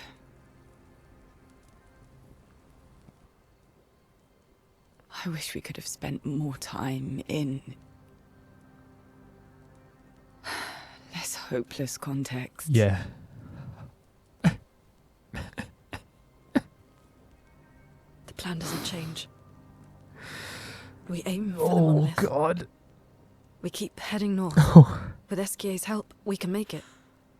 But we lost the Lumina converter, so... It's okay, we can think about that later. All the backups were destroyed by that man, but Expedition 32 will bring more. Their chances will be better. We need to prepare them. She's I talking should about the update next our expedition, how journals. we can make it better for them. It's okay. It's almost like she's saying that she knows it's like our job here is just to make things better for the next group. It's not about succeeding anymore. Oh, CL. Tomorrow will still come. So everyone dealing with this in their own way. Wait, what?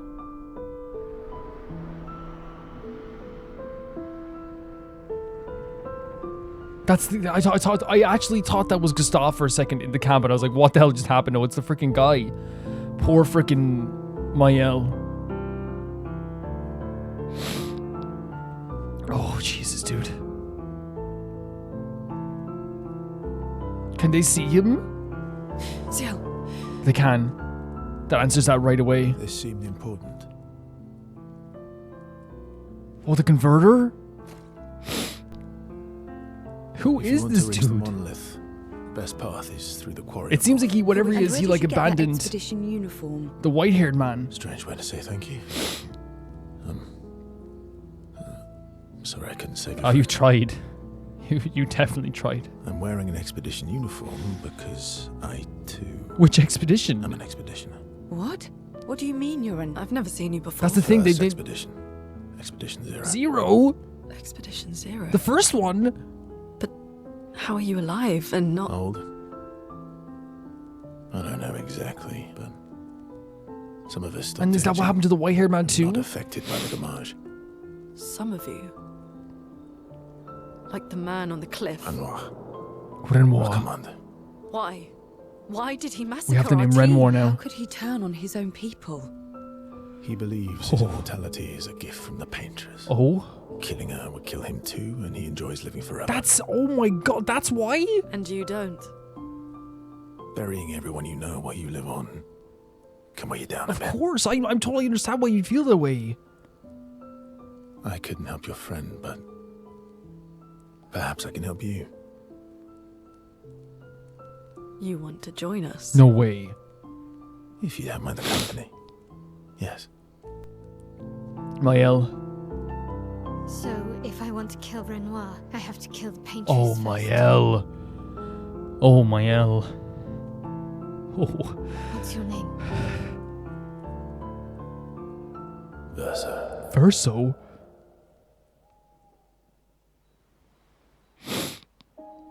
What? It's called Verso?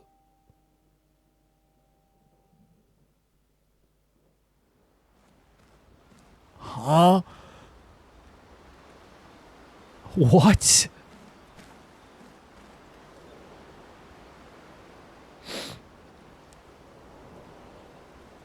Oh. Oh. I'm putting out the controller for a second, guys.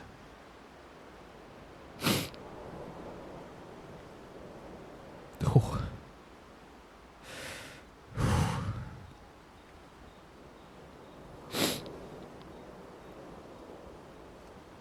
That it's so strange to say this, but that happened so fast but so slowly. I felt like the world was going at a snail's pace, but at the same time, it happened so quickly.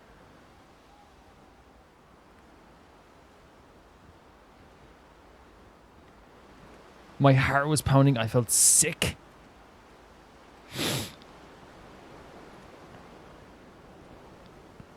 My like shaking. like legitimately like shaking. You know when like you have like a flu and like you feel like your whole body kind of like it's not tingly, but it feels very like strangely warm. That's the best way I can describe it because I'm not sick, but that's the best way I can describe exactly how I felt in that moment there. He has the same moveset, it seems like, as the other guys who do this move as well, which means he's just an expeditioner. I felt strangely like, and again, there's still a pit in my stomach. It's like a severe anxiety there as well. And he's just part of the crew.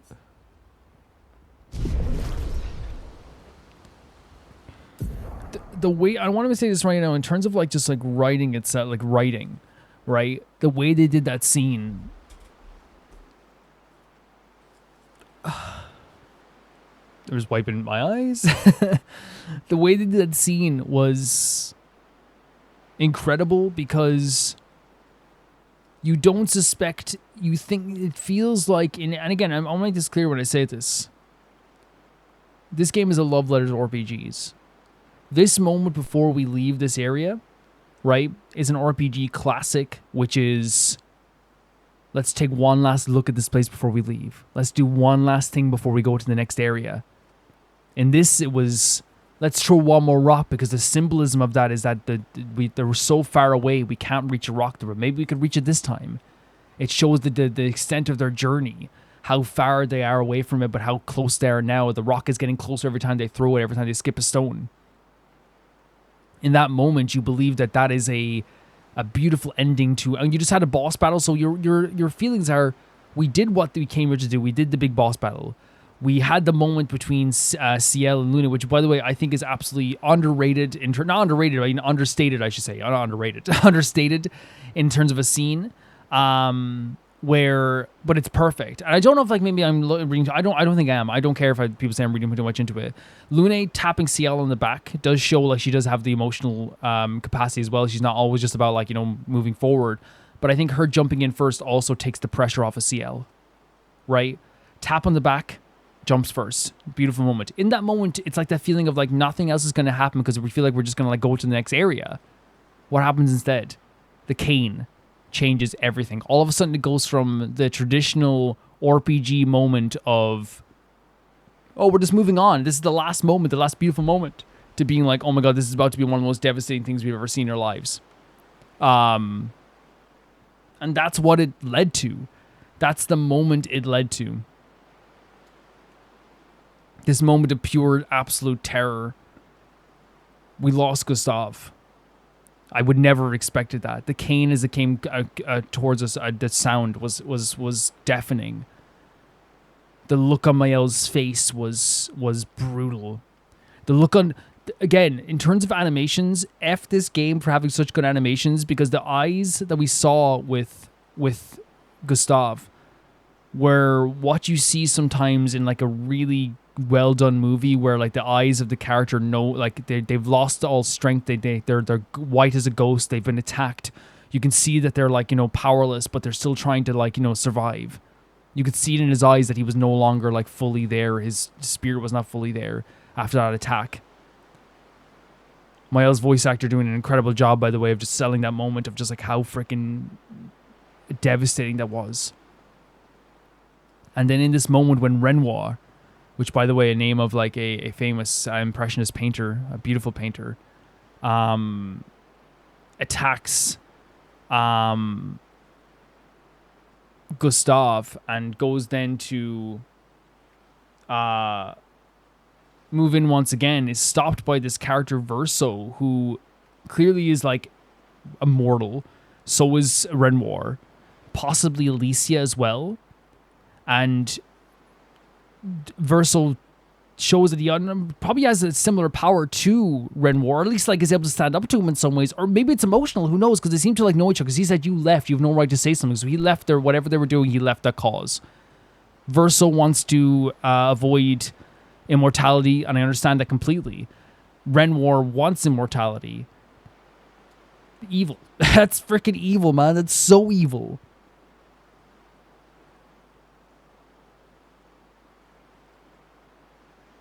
So to do that, to stop us from killing the paintress. But he said, like, it took away my family.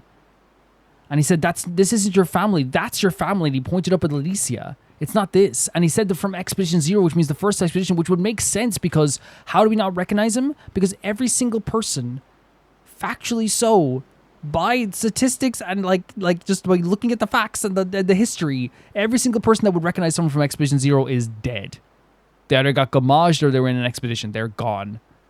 There's no one who, and just by, again, you could say like maybe there's a chance like there's no one, they wouldn't. It's impossible, right? It's impossible. Because a lot of the people who are like 33 now, or 32 now, who would be like the oldest people in there, 33 would the oldest people in this world now, would have been not even born, right? But it's when Expedition Zero started. So it makes sense that they wouldn't recognize him right away. Does that mean that he's been slaughtering everyone in the expeditions who tries to stop the Paintress? Has he been doing that? But an absolutely devastating scene, shocking, didn't expect it to happen. And then, of course, the scene with Lune and Ciel there. I think what's so important about that scene there is that Lune's been the person that has always been like, we have to go forward no matter what, keep going no matter what, keep going no matter what. She was in the state, besides Miel, I think she was like the most in state of shock. And then Ciel, beside Miel was the one who was in the most shock, of course. But Ciel doing such a good job at being this emotionally intelligent core of the group where she puts her head on Lune's shoulders, almost soothing her, because Lune's perspective is devastation. And again, it is great writing to have a character like Lune be the one that's always like, we have to keep going. For those who come after, those come after. But then she's in a state of shock after what happened to Gustave, and she channels that into what she usually does, which is the expedition research. She channels that into that, you know? Will we do this, then we can do this for the next expedition. The next expedition will be better off because of this and this and that. In the moment, she was just thinking about how we're going to basically die here. But Amael wants revenge. And now we have Versa. What a freaking shocking moment. I never expected that to happen, guys. We'll talk about it like in complete detail as well at the end of this as well. But I never expected that. The last thing I expected was something like that, guys. My heart feels heavy. My stomach feels sick. I'm not feeling good. I feel kind of like in a state of limbo right now. My head is spinning. It doesn't feel real. It does not feel real whatsoever. Can we say anything to them? Like, what could you say at this point? Like, what Mael's been through at this moment? Like, what could you say? And I'm glad Ciel's with her, by the way. I'm glad. I do think Ciel is a beautiful emotional core to the group already. I think she's very emotionally... I think what SK did as well is also really beautiful too. It's not going to be easy. It's not even going to be nearly easy. The bitterness and sadness is going to be like a raging concoction inside of her. Mon ami. Oh, you've put on a lot of weight. You know him? I could say the same for you, you giant marshmallow. Oh my god, they know each other. Bet you lost your stones again. I mean, that would make sense if he's been here for like a long time, right? Am I right in saying like 60 years or so? 60 plus years? You know me. But now you're here. We can go find them. Yeah, buddy. We'll find them. Tell me, did you tell them about... you know what? What's you know what? Oh, Maman's the word. I promise. Oh? Great. I'm counting on you. Always, mon ami. Mon ami. Do you want to spend time with SK? What do you mean, do you want to spend time with SK? Will this... Sure, I mean... Verso, mon ami. See where this goes, for sure. Esquier, mon ami. So yeah, they obviously know each other, and it makes sense they would. I feel like I haven't seen you in years. Verso's such an interesting character design as well, right? Because he has that white hair. There's a scar in his eye as well, but again, it's like... because he's revealed that he kind of is timeless and immortal, I think having the white streak through the brown hair, even though this is something that can happen, by the way, with like birthmarks and things from birth, that people can have white hair and stuff like as well, and different color streaks through their hair, it does also make it feel kind of like he is kind of like timeless, right? Where it's like, there's hints of what you would consider to be like, you know, there's like a little bit of gray tint in the beard and stuff like that as well, but there's still such a youthful look in the face. Battle scars, like it feels like a very timeless, like, okay, you know, you wouldn't guess right his age, you know. Well, you would technically, right, I guess, but you know what I mean. You wouldn't guess it right the first time, I guess. 3 years, 67 days, and roughly 10 hours. Oh wow. 10 hours and 7 minutes. 10 hours and 7 minutes. Oh, you've been counting. It shows how connected he is to the world as well. The fact that he's also maybe counting a lot of the time as well, especially when you're immortal, I guess. Roughly. You know, it's like it's almost like maybe you become more in tune with time because that's all you kind of got. You know. Did Francois finally move out and get his own cave? Did Francois finally move out and get his own cave? No. Francois would miss me too much. I definitely needed this after everything that happened. He hates napping alone. Yeah? If you're here, then isn't he napping alone? Oh, he must miss me so much right now. Poor Franfran. Fron. I'm sure he'll survive. Yeah, hopefully. Yes, yes, yes. So how did these expeditioners convince you to leave your cave? They're all so nice. Well, the super nice one died, but Aww. the others are cool too. Again, saying how cool. Well, I guess like they are cool first of all, but then how much like he's, you know, genuinely like, you know, enjoys being around them, which is very, very sweet. You can make some friends too. It's been a long time since you made new human friends. This is so sweet. That's so sweet of him to say this. He's thinking about him as well. You know, I think, you know what I think about... Oh, interesting. You know what I think about friendships with expeditions. Is it a thing that maybe he's worried about making friends because, again, he's immortal, he's going to have to lose people? They're going to die? Losing a rock Yep, there it is. better than never having a There it is, rock. that idea that if making friends with people is hard because losing someone is harder. Ask me how I know. Because you lost a rock? Debatable. I hope we won't lose them. Like the others.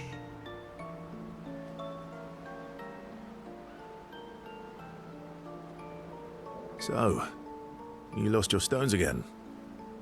How did you lose them this time? Yeah. I lost them on our trip back from the Chestrel River, right after you left. Oh, yeah? Don't worry, I'll help you get them back. Oh, don't worry.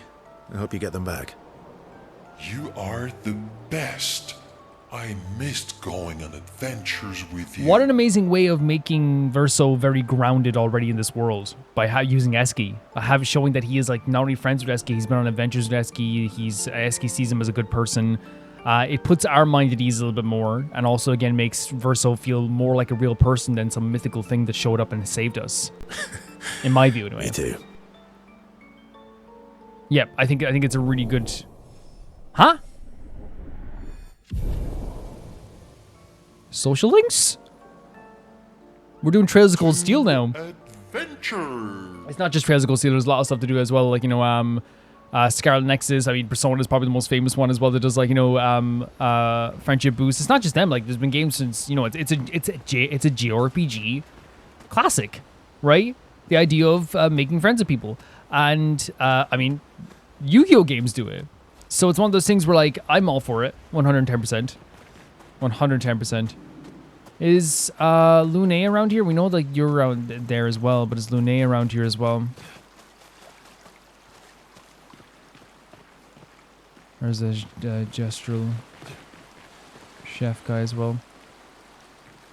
I'd like to find Lune as soon as possible, just because again she again hoping I might want to make this clear. Like I'm not saying that like she was like, you know, the one who's gonna be most devastated. Mael is definitely like, you know, taking it like it. Of course it was difficult, but like from Lune's perspective, like she's not with CL right now, but yeah, there she is. I can see her down here. Will she talk to us? Expedition Zero left 67 years ago, which would make you And you know what I actually kind of find lovely about this? This absolute shock that Lune was in, right? The absolute devastating shock she was in. She was shaking, right? How cool is it that they still stay true to Lune's character? What is the thing that can bring her out of the shock, at least for a little bit? She gets to ask some questions. About 100. Yeah. So 100, okay. So, oh no, I'm so stupid, guys. Sorry, it's not 60 expeditions. It counted down from 100. No, it would be like it was 60 years of an expedition, right? But it would be like because he was already older before that. So if it was like he was already 40, he would have been 100 by the time. If you know what I mean. Tell me about the fracture. So that was when the Lumiere went off the continent, right, into the ocean. Oh, silence. Like, direct silence.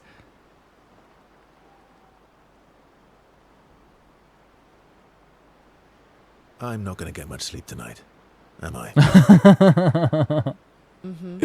Yeah, she's like, buddy, you know exactly what's happening. And honestly, again, like, I love that about Lune, her inquisitive nature. It's not something I'm against whatsoever. I think it might be a good place. I think this actually might be a good place to like end the video and then come back to the next one. I think you guys might agree as well that revamping stuff before we get to like anything else is a good idea. So I'm gonna get these guys to like 40, by the way, our main party. That's what I want to do because I want to like have them boost some of the stuff they can do as well there as well. We didn't get any of this stuff. We got this for the revive tent, which is cool. We can upgrade weapons as well. I have no problem saying that someone said that I believe it's the weapon we got in the thing, right? Which is which weapon did we get in the?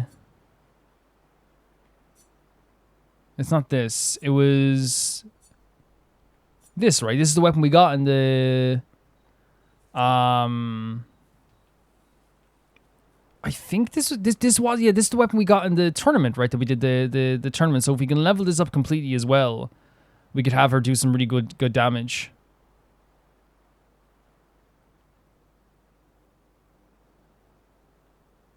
Yeah, and like, I think or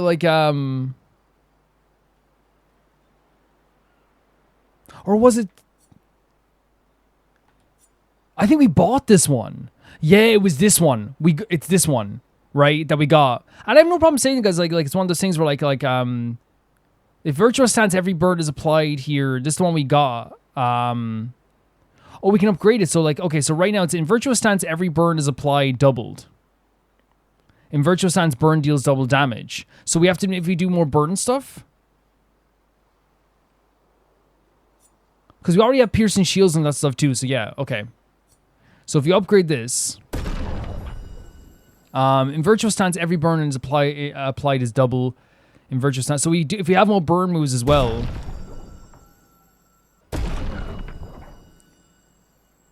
Are we okay with this? This is pretty great. I mean,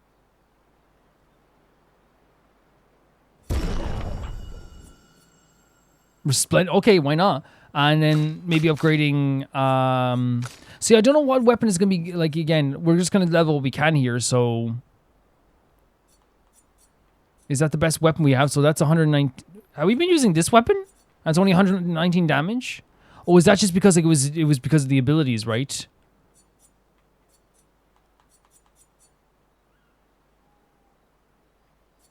So let's equip this then for lightning, right?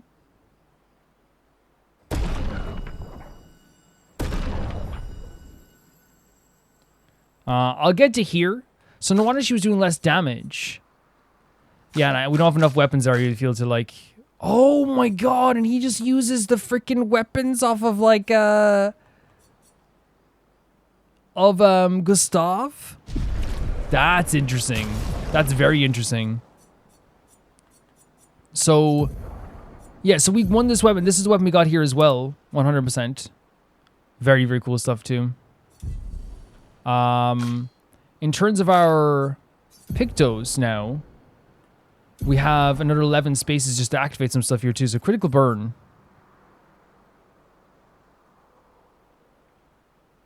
Does that just burning shots? So yeah, so this would be good for us then, right? Because the weapon that we have, if we unlock to level 10, you start in virtual. I didn't even notice. I was looking at the level, the unlock stuff. You start in virtual stance. That's insane. No wonder this weapon is like is a good weapon. Like, Jesus Christ.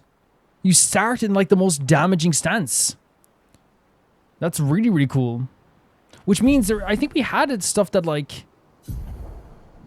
you do damage on the first turn. Like, remember the move that you get to do damage on the first turn?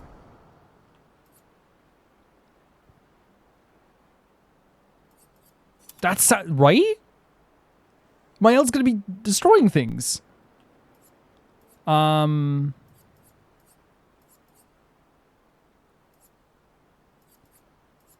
Cleansing tint, augmented counter. Really, we also want to get the energizing starts as well. So we want to maybe build up to 10 after this too. But for now, would burning shots, yeah, give us a burning stuff there as well. As we said here as well with this. But we want more abilities that can do burn, not just that as well, yeah. But we want stuff that can set people on fire too, so maybe trying to get ability that sets people on fire as well. So we can go for, again, energizing start.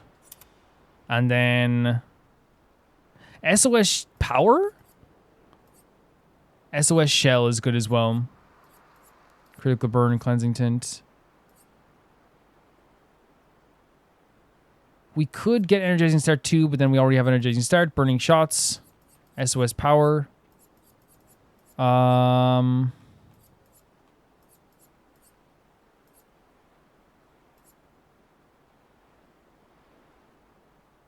Yeah, why not? And then with you,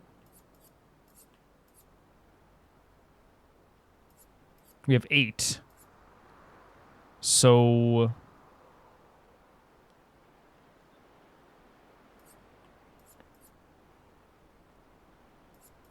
energizing start. She's so cool.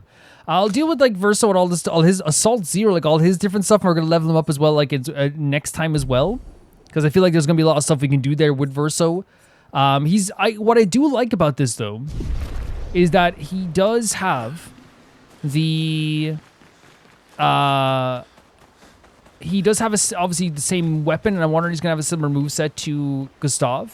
And the reason why I like that is because that is, again, classic RPG, amazing stuff. The way they do it is very realistic and it's grounded. There's an RPG, I'm not going to say what it is because I don't want to spoil it, but a character dies in it, right? And I want to make it clear before someone says, you were saying it's the same thing. No, like, characters die in games. That's like not like, you can't copy a death in the game. That's not how it works, right? And this wasn't like the freaking main character either. But like, a character died in the game, and a way of giving you that wind power still that they had, the wind power, was like having another character who was already there for a while be like, hey, you know, I kind of like need someone to be with if you guys would take me. And we got to still have the same power while still getting the emotional impact. With Gustave gone, which is a shocking moment, bringing in Verso, which again, in a very grounded sense, doesn't feel like it's like replacing Gustave. It just feels like mechanically it's giving us something while still giving us like a new character, right? And people who like are going to miss Gustave, like we can miss him emotionally, but we won't miss him. We will miss him, you know what I mean? We have him mechanically. Let's go to sleep and then see where we end up at the other side. I think that's a good way of doing it. And then we'll see if we can end the video there. The next morning.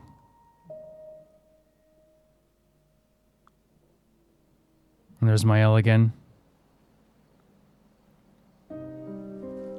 Oh no, she's not throwing rocks. You're actually brutal, game. That's brutal. Again, something that symbolized the journey that they were on together.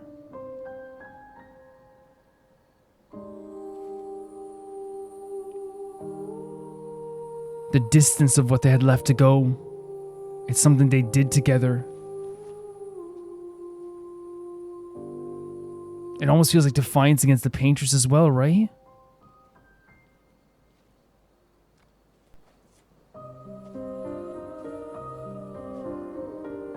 Verso.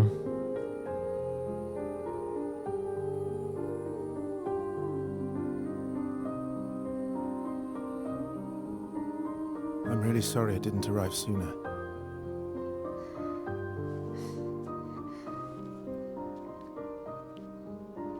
Again, very sweet of him to say this, because again, it feels like he's carrying that on his shoulders. Was your brother? Something like Yeah, that. something like that. And probably is because he's lost so many people too. Losing family is difficult. I know. Oh, I know what you're going to say. that's so sad. You want to offer your condolences. Her voice is You want to shaking. say something comforting. But I don't need it. I've had enough condolences. I've lost so many families now. Oh, Mael. I just need... I can barely breathe, man. Can you please go? Oh, Mael. I appreciate what Verso did here, but I you have to understand that the space that she needs right now is so important. Oh my god. It's so important. I appreciate what Verso did here. Oh, he has the book. The journal.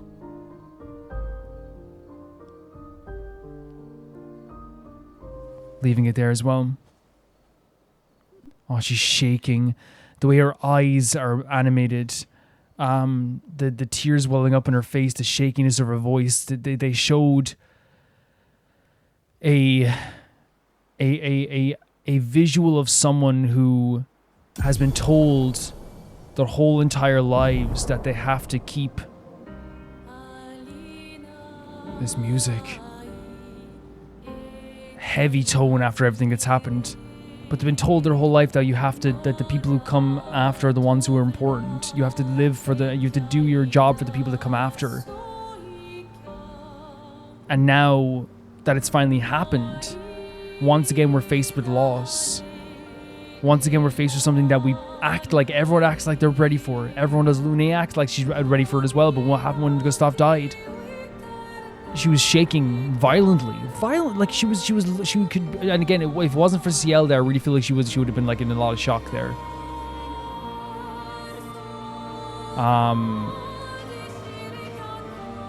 Where are we now? We're in the overworld, by the way. In terms of party, if Verso's gonna be the same type of character, we can try him out to see, but this will be kind of still our main party. I think trying out Verso would be a good idea and seeing what abilities he have, but for now, this is going to be like our main party still. And it's very, like, I was going to say, like... Monolith, through the quarry to the north. I was going to say it's very fortunate that by the way, we have to go back to the other place again anyway, but whereabouts was that? Do we know? It was over there? I think it is over there. It's very fortunate that... I'm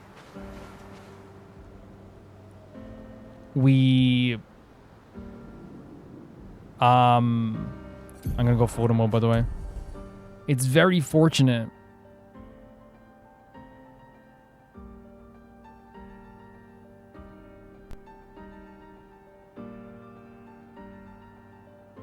What's a good visual here? Just this here, I guess.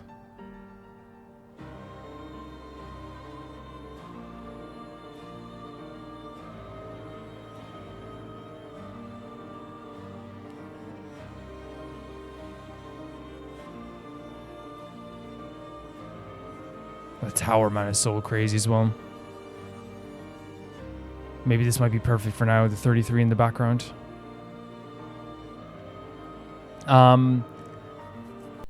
What's so interesting is that it would have been a very fortunate moment. And I'm thinking about this now. If Gustave was gone and we didn't get Verso, it would have been a very fortunate thing that, not that death is fortunate anyway, shape, or form, I made that clear. That like we've been using the other party members this whole time, but the fact that we pretty much have like the same weapons and probably gonna have like similar abilities, or at least like a similar type of like, you know, a combination with them, the party we've already been using, means that we actually haven't like lost mechanically like that the edge that we kind of need for maybe that as well. But we're gonna see exactly how that works as well in the future parts as well. But to talk about this and what's happened here, I genuinely thought as we were like traveling through that cave and we fought that boss, I thought to myself, wow, okay, so the ending discussion today is probably not going to be that, like, heavy. I thought to myself. At least she thought to myself, oh, the ending discussion is probably going to be heavy because we didn't do like a crazy amount today. Even after we defeated the boss, I thought to myself, again, as I said, this is pure RPG, which is, and that's not a bad thing, but it's pure RPG where it's like, okay, now we say like, oh, let's head forward, you know, like I thought the skipping of the rocks and the throwing of the rocks again was going to be a moment of like, you know, one moment of levity before we go to like the next area, right? But it actually turned out to be something way crazier. When the sound of the cane hit, they have trained our minds and our spirits and everything in between to react in a way that is terror. And that's the way I felt. And this wasn't in a black and white kind of vision or dream. This wasn't something that seemed like it wasn't happening. This was something that was happening right there in front of us that we were going to have to deal with. And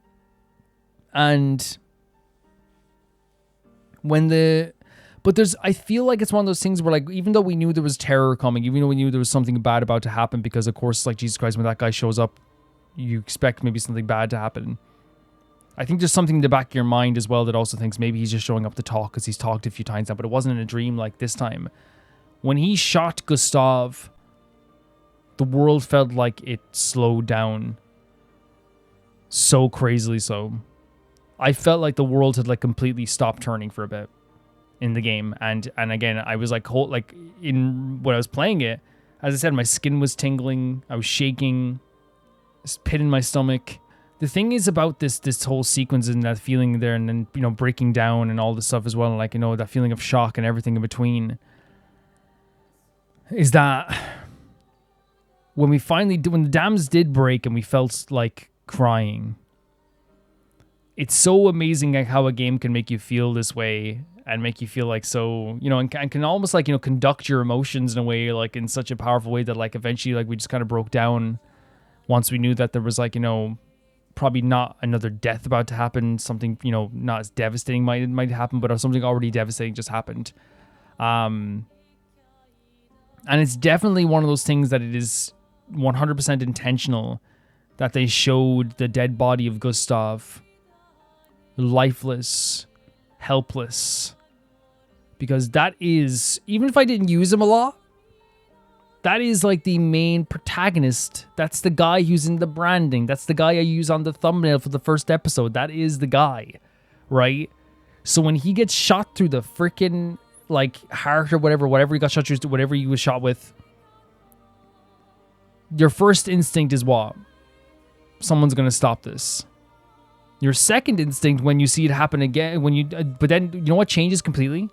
When you see the look in his eyes, and it looks like he's fading. It looks like the life has left his face, and he faces off against the white-haired man.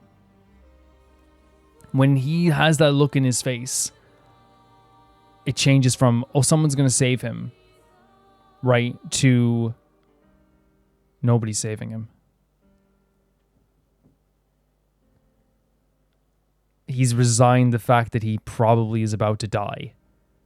And when he said for those who come after, I was like, okay, it's and again, the animation did such a good job, like with his eyes, like it literally felt like, oh my God, okay, you could see like he was white as a ghost. His eyes looked like they were like trying to stay centered, which again, I've never seen someone die, but I think what they did here was very realistic in a very painful way, where it almost like is a lack of dignity, right? I know it's a horrible thing to say, but it's the truth. They took away Gustave's dignity in the end there. They took away his confidence, his nature, his personality even was taken away in that last moment, because he was a white as a ghost, a shaking mess. His eyes were trying their best to stay open and look forward.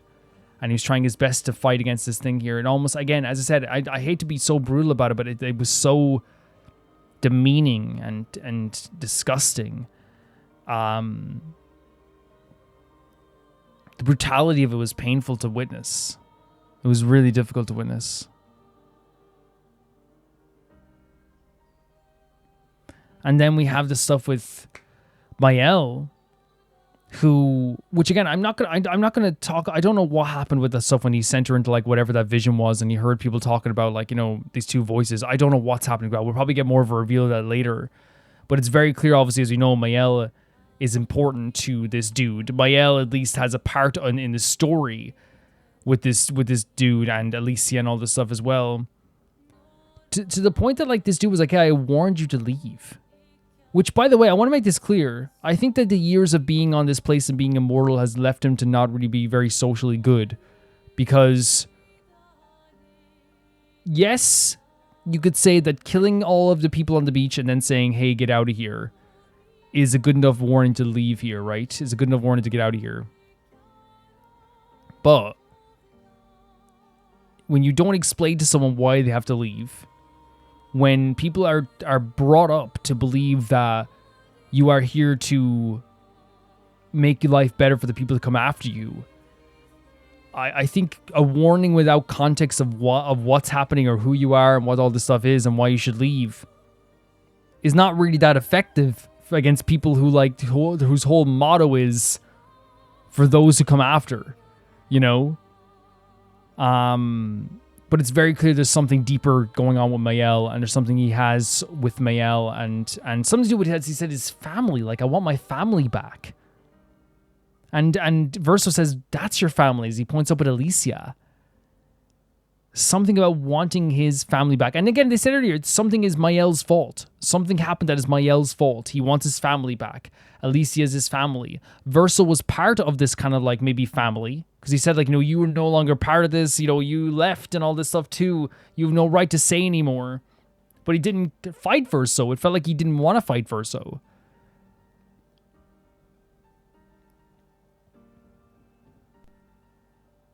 And Alicia, like, again, watching over everything. And the way that Renoir talked about it was like saying that, like, you know, you brought her into this.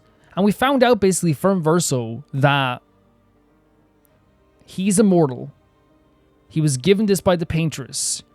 And he believes killing the Paintress is going to get rid of that immortality, which will then is something he doesn't want to happen. So killing these people stops the Paintress from ever dying, which means he can live forever. Whereas with Verso, who's also clearly immortal, has watched all of his friends die, has watched people around him die, and now he doesn't want to live forever. Which again, like, I'm gonna say this. I think if you want to be immortal, you have to be either like, you know, determined as heck or just absolutely crazy. Right? Unless like everybody you know and love is immortal, that's different. But I couldn't handle that, man. And this is the way Verso said as well, I couldn't handle that.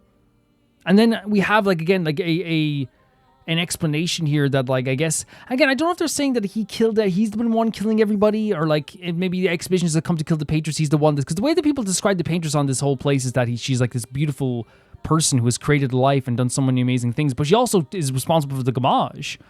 So he wants to not only keep the Gamage intact, but like that's a side effect of wanting to keep the Paintress intact, right? But we know like the motivation, at the very least from this perspective, is he wants to stay immortal. But he also said he wants his family back. He like there's a load of different like mysteries going on here when it comes to Renoir and what happened here and why he did this and why would he do this to somebody. There's a bunch of different ideas going on here as well all at once. And it's not like one of those things that is like easy to swallow, because it happened again, as I said, it felt like it was going so slow. My stomach was again, I had a pit in my stomach, I was shaking. But at the same time too, like we didn't catch our breath for a bit. So like everything was happening and we're like, oh my god, what's happening now? And again, really well done that we didn't get to catch our breath for a while until we got to the camp. Because we then had to like be overcome with emotions. We had to like feel this like heaviness as well. Not nearly compared to what the characters here went through. But he killed Gustave, who we believed was the main character. And now Gustave is gone. Gustave is dead. And he left behind a sister who... This was almost like the straw that broke the camel's back. Someone who is now 16 years old has spent, 16 years. If you're talking about like maybe conscious remembrance and stuff like as well, you're talking about like, over 10 years of watching people die every single year. And what was the one constant? I know that Gustave is there for me. And Gustave dying, it feels like the straw that broke the camel's back for Mael. It feels like the final straw. I've lost too many people. And the scene later on with Verso at the cliffside is a beautiful scene because, again, the whole thing with the throwing the rocks to me is like a symbol of defiance. It's throwing a rock directly at the Paintress. It's also a symbol of how far we are from the Paintress, this journey we're on together. It's a fun thing they do together to also show the distance of how they to get to the Paintress. So when she's throwing the rock by herself, it's almost like she's still throwing it for Gustave, but now it's more defined when it comes to the Paintress as well. I appreciate what Verso did. Verso clearly has lost so many people as well. That's why he's going up to Mael and being like, trying to give his condolences. He's even like blaming himself, like, I'm sorry I didn't get here on time. It's not his fault, but I think that's great writing again from all we know about him already. Someone who like hates losing people, someone that disagrees with Renoir, someone that has seen many expeditioners die. Someone who doesn't want to lose people and doesn't want to make friends because he might lose people. That's what Eski was saying, right? From that perspective, him putting the blame on himself is not like something that is rational. But from the mindset of Verso, it's almost like a self-imposed rationality of like, I should have done something. Because he wants to be able to not have people feel the same way he did when he loses people. It's not rational to say that he's blaming himself for being like, I should have gotten there sooner, I'm sorry. He has nothing to apologize for. But from the perspective of Verso, who doesn't want to lose anyone else and doesn't want anyone else to lose anyone else, you can kind of not understand, but you can kind of be like, I get why he's like that. I can't relate, but I get why you get to that point. The whole scene, by the way, with the whole death of Gustave is brutal. It's so sad. It's so emotionally heavy. But it was so well written as well. As I said, from the point of like, having a build-up of like these emotions, having Gustave's life leave his face, him trying his best to defend himself, understanding that everything is kind of like, lost. Mael's face as she broke through the shield and like, her face as she was shaking. The girls down below who would have 100% have gotten back up there and fought if they could. But what's interesting is that Eski said he couldn't, and I'm wondering if it's because Eski can't fly, maybe, or again, I think it's maybe more because the creature was about to attack them, but also at the same time too, maybe Eski probably knew that going up there, would lead to their deaths possibly. And I think it's a very strong thing for Eski to also be the one to comfort Mael at the start here. Because it's a very neutral thing. Because we saw what's happening with Mael. She doesn't want condolences. She doesn't want people to say like, oh, everything's going to be okay. But this creature that is the one I'm least close with, giving me a hug. I don't have to think about the idea of like, this is, Lune, who I've known my whole life. This is Ciel, I've known my whole life. This is, whatever, I mean, this is it. And then also, it's also the same thing too. It's like, this is this new person who I don't even know giving me condolences. It's almost like this perfect comforting neutral ground of like, this is someone who can give me a hug right now, but I don't have the baggage that comes with it. It's just a neutral, comforting feeling that I don't have to worry about thinking about, oh, I might, I'm not saying that she wants to lose Eski, but I'm saying that like, there's a lot of emotional memories that come along with the other two. She hugs Lune, she's going to think of Gustave. She hugs Ciel, she's going to think of Gustave as well.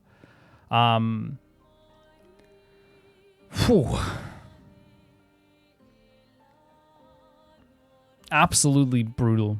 Just absolutely brutal. But again, amazing way they've done this. Amazing writing.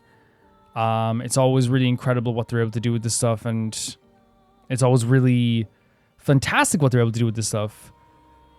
It was a shocking moment. It was a shocking moment.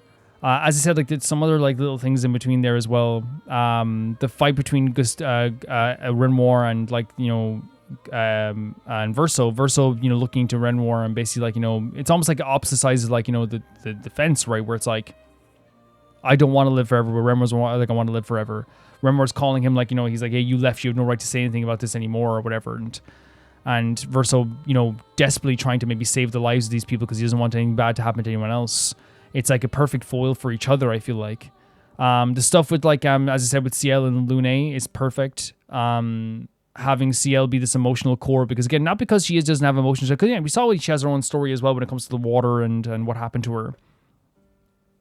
But she's also a character who very much clearly has a beautiful emotional intelligence and took up that mantle almost instantly when it came to Lune. Because again, great writing, as I said, with Lune, having Lune as a character who was pushing the idea of like what for those who comes after more than Gustave was at the start. She was the one who, like, when Leo died, was it Leo? She moved on. Not because she was heartless, because she believes in the expedition. So when Gustave dies, it shows that like the whole idea of like what for those who come after has a limit, because again, it's a slogan, but the emotions that come with it can't be erased. Everyone has their limits with that, because it's easy to say for those who come after when it's someone who you barely know dies. Someone you weren't close with dies. As soon as someone like Gustave dies for these characters, for those who come after, it almost sounds like an insult. It almost sounds like a slap to the face. What, Gustave's gone for the people that come after? So I believe in that moment that Lune still believes in the expedition, but she almost like, Gustave dying almost like really solidified this feeling that maybe like this was a failed expedition. Because she sat, not failed, but like, from her perspective, she's like, we have to make things better for those who come after us.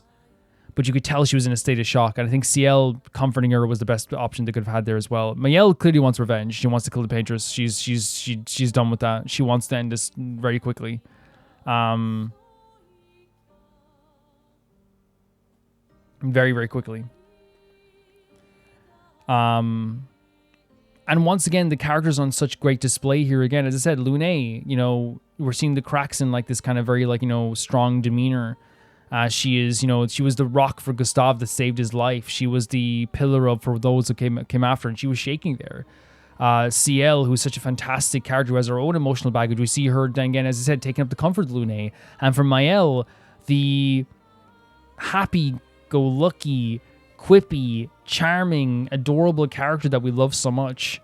We saw a bitterness, a pain in her eyes that we never wanted to see. An aggression, a devastating, like,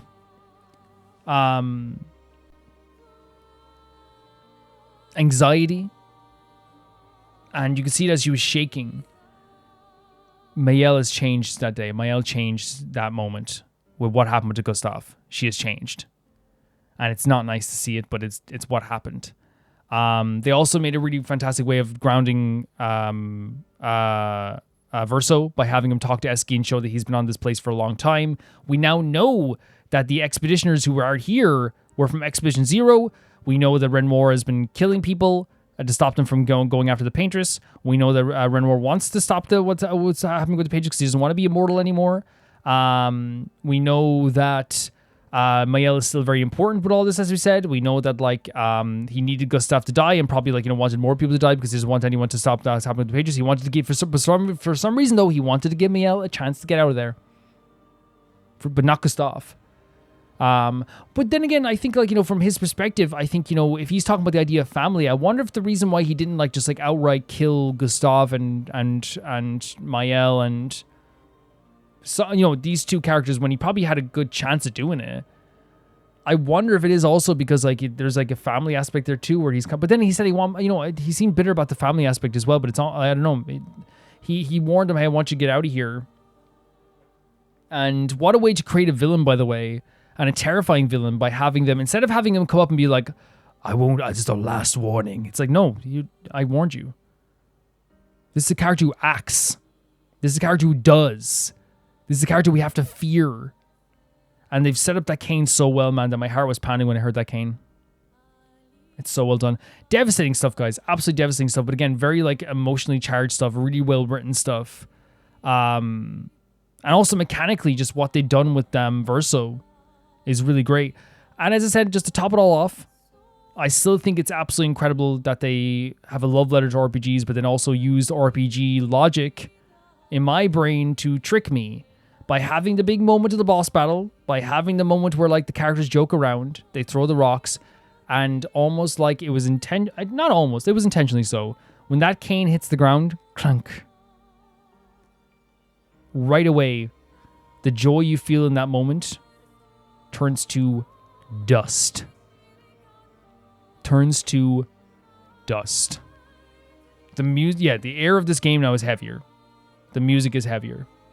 The water is it feels different. The world feels different. It feels heavier. Everything feels less hopeful. But I want to keep these characters safe. I want these characters to be good. I really do. It's really powerful stuff. So now we're going on with Verso. We have a new journey to make here. Gustave is gone. The game just changed completely. I'm still excited to play this game. I'm still excited to see all these characters and what they're going to be doing on this journey. I'm still excited to see, where we're going to end up with this stuff. We're in Act 2 now. And I'm very, very excited to go through this, guys, again as well. And of course, videos are going to be coming out all the time. Videos are going to be coming out still. The next video is going to be out on Monday. But by the time you're watching this, is going to be, and yeah, we're going to plug it. It's up on YouTube Members of Patreon by the time you're seeing this now as well. The other episode's already up. But I'm very, very excited to get into more, but also like the devastating feelings of today just makes this game so much heavier. The air is heavier. The music is heavier. But guys, thank you so much for watching this, and thanks so much for supporting this series thus far. You've been absolutely incredible. As always, let me know what you guys think of all this stuff as well, because I really love discussing this stuff with Clair Obscur and seeing your guys' takes on it, because you guys have a very emotionally beautiful takes on this stuff too. And I really want to definitely see that as well. And also, guys, if you want to see these videos early, you can do so on YouTube Members or on Patreon. Every single Clair Obscur video is early on YouTube Members or Patreon for €1 or whatever is in your currency as well. And you get every video, not just Clair Obscur, every single video is early on YouTube Members or Patreon. If you want to see your name in the text credits, which is going by right now, and you get that in every single video, that is the Chunky Baby Gangsta tier, and that is €10 on YouTube Members and Patreon. And yeah, it's every single video, not just Clair Obscur. If you want to hear your name be shouted out at the end of every single video, that is the I Can Never Repay the Baby Gangsta tier, and that is the €15 tier, the highest tier, and that is every single video you get your name shouted out at the end of the video as a verbal shout out. And I'm going to shout out the patrons first as the highest tier, that being Ty Pharaoh 2, Jamie Bull, Janet the Banana, the Ghost of Inazuma, Felicious Felix, Yuld, Anusta, Assassin, True Peanut Butter, Peter Shelson, Leon, Hike Experian, Neo Showerite, Leah 200, Malcolm Conde, Axler 21, and at the highest tier of my YouTube members, Blasco, Lusanagi, and Zay. I'll see you guys very, very soon. Bye-bye.